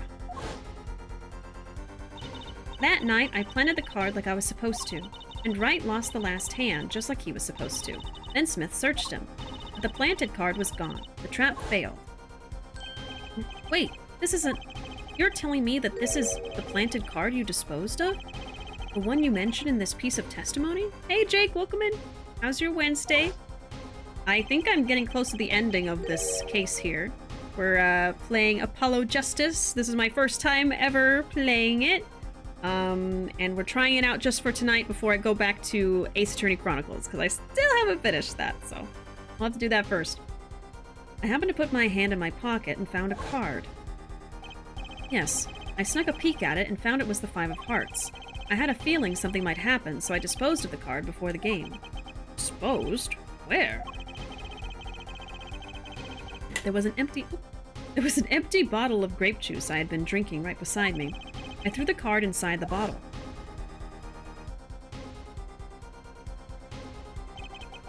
Five of hearts. This is the card. The bottles were swapped, and the only one who could have done that was the 4th person in the club that night. You, Mr. Christoph Gavin. Did we get him? Did we do it? Oh! Hello? He's a Super Saiyan! That's why he's blonde! Anti-gravity magic. That is all. My job here is done. Good night, everybody.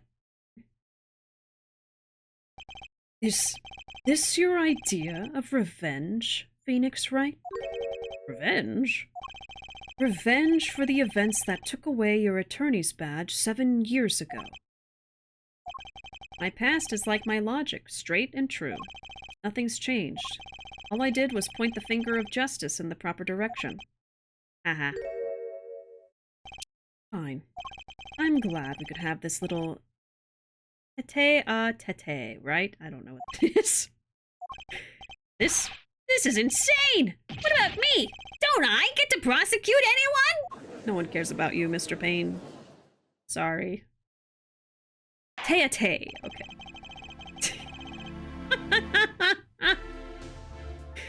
I believe this time we've finally come to the end of our trial. Mr. Payne, do you have a report for us on Christoph Gavin? He's admitted everything. We're processing his arrest now. Oh, wow. I see. Still, one has to wonder why he would do such a thing. He didn't even have a connection to the victim, did he? None that we know of. Mr. Wright, have you anything to add? I'm afraid I can't shed any more light on the matter. About this victim, Mr. Shady Smith. His occupation was listed as traveler. An odd profession, to be sure, and that's all we know about him. I'll arrange a follow-up investigation, Your Honor. Good. Mr. Wright? Yes? 7 years, and you still haven't lost your touch. Christoph Gavin was a man with much significance for me, both as a friend and a lawyer. He was extremely talented, to be sure. I needed 2 things before I could confront him. The first was a place where no injustice would be tolerated, this courtroom. The second was a man who would tolerate no injustice. In other words, a defense attorney. You, Apollo. Me? This is a dark time for our legal system. A twisting of justice brought on by our very own initial trial system. We have to set it right. Mr. Wright. Our work lies ahead of us. And I, for one, am looking forward to it. Well, this seems like a good time to announce a verdict. This court finds the defendant, Mr. Phoenix Wright, Not guilty! the first not guilty of Apollo Justice. I was just like, say it isn't so! Court is adjourned. Justice is in his name. There's no way he'd tolerate Christoph being a jerk. He's like, I'm Phoenix Wright, which means I'm right all the time, and his name's Apollo Justice, which means he believes in justice no matter what, so makes sense. My day was all right. Been in a bit of a mental funk the last couple days, so just trying to take it easy with myself. How have I been enjoying this so far? Well, I'm sorry to hear that, Jake. I hope it gets better for you, for sure. Been enjoying this a lot. Yeah, I've been having a great time with it. I really just want to keep playing it from here on out, but I would feel so terrible not ever finishing Chronicles, so I'm a little conflicted about it because I really do want to continue with this, so I don't know. Maybe I'll change my mind later, but anyway. Either way, I do want to finish both of the games, no matter how it happens, but yeah, basically a head-to-head or heart-to-heart. Yeah, I got the meaning of it, but I just didn't, I've never heard that phrase before. April 20, 4:28 p.m., District Court, Defendant Lobby number 3. The music! Thanks, Apollo. Came through, just like I thought you would. I'm pretty sure I didn't do a thing in there. It was you who cornered Mr. the killer. I couldn't have done it by myself. You sensed it too today, didn't you? Your ability. Ability? Yes, sensitivity I lack. You'll come to understand it soon enough. Wait. I wonder if he means... I have one question for the witness.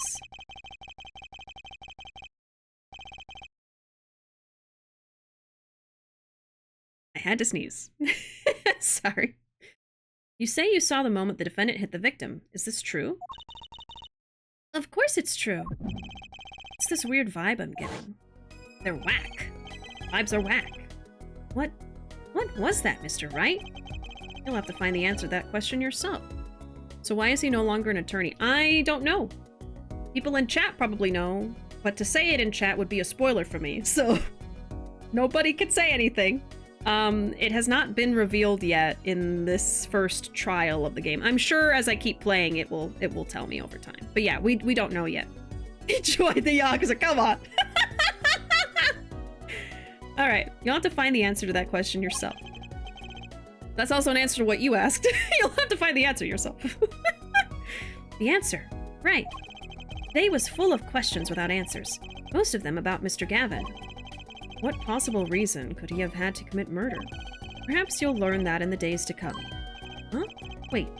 You don't know, do you? This locket is the key. Huh? Oh, that reminds me. I met the girl whose picture is in your locket. The baby.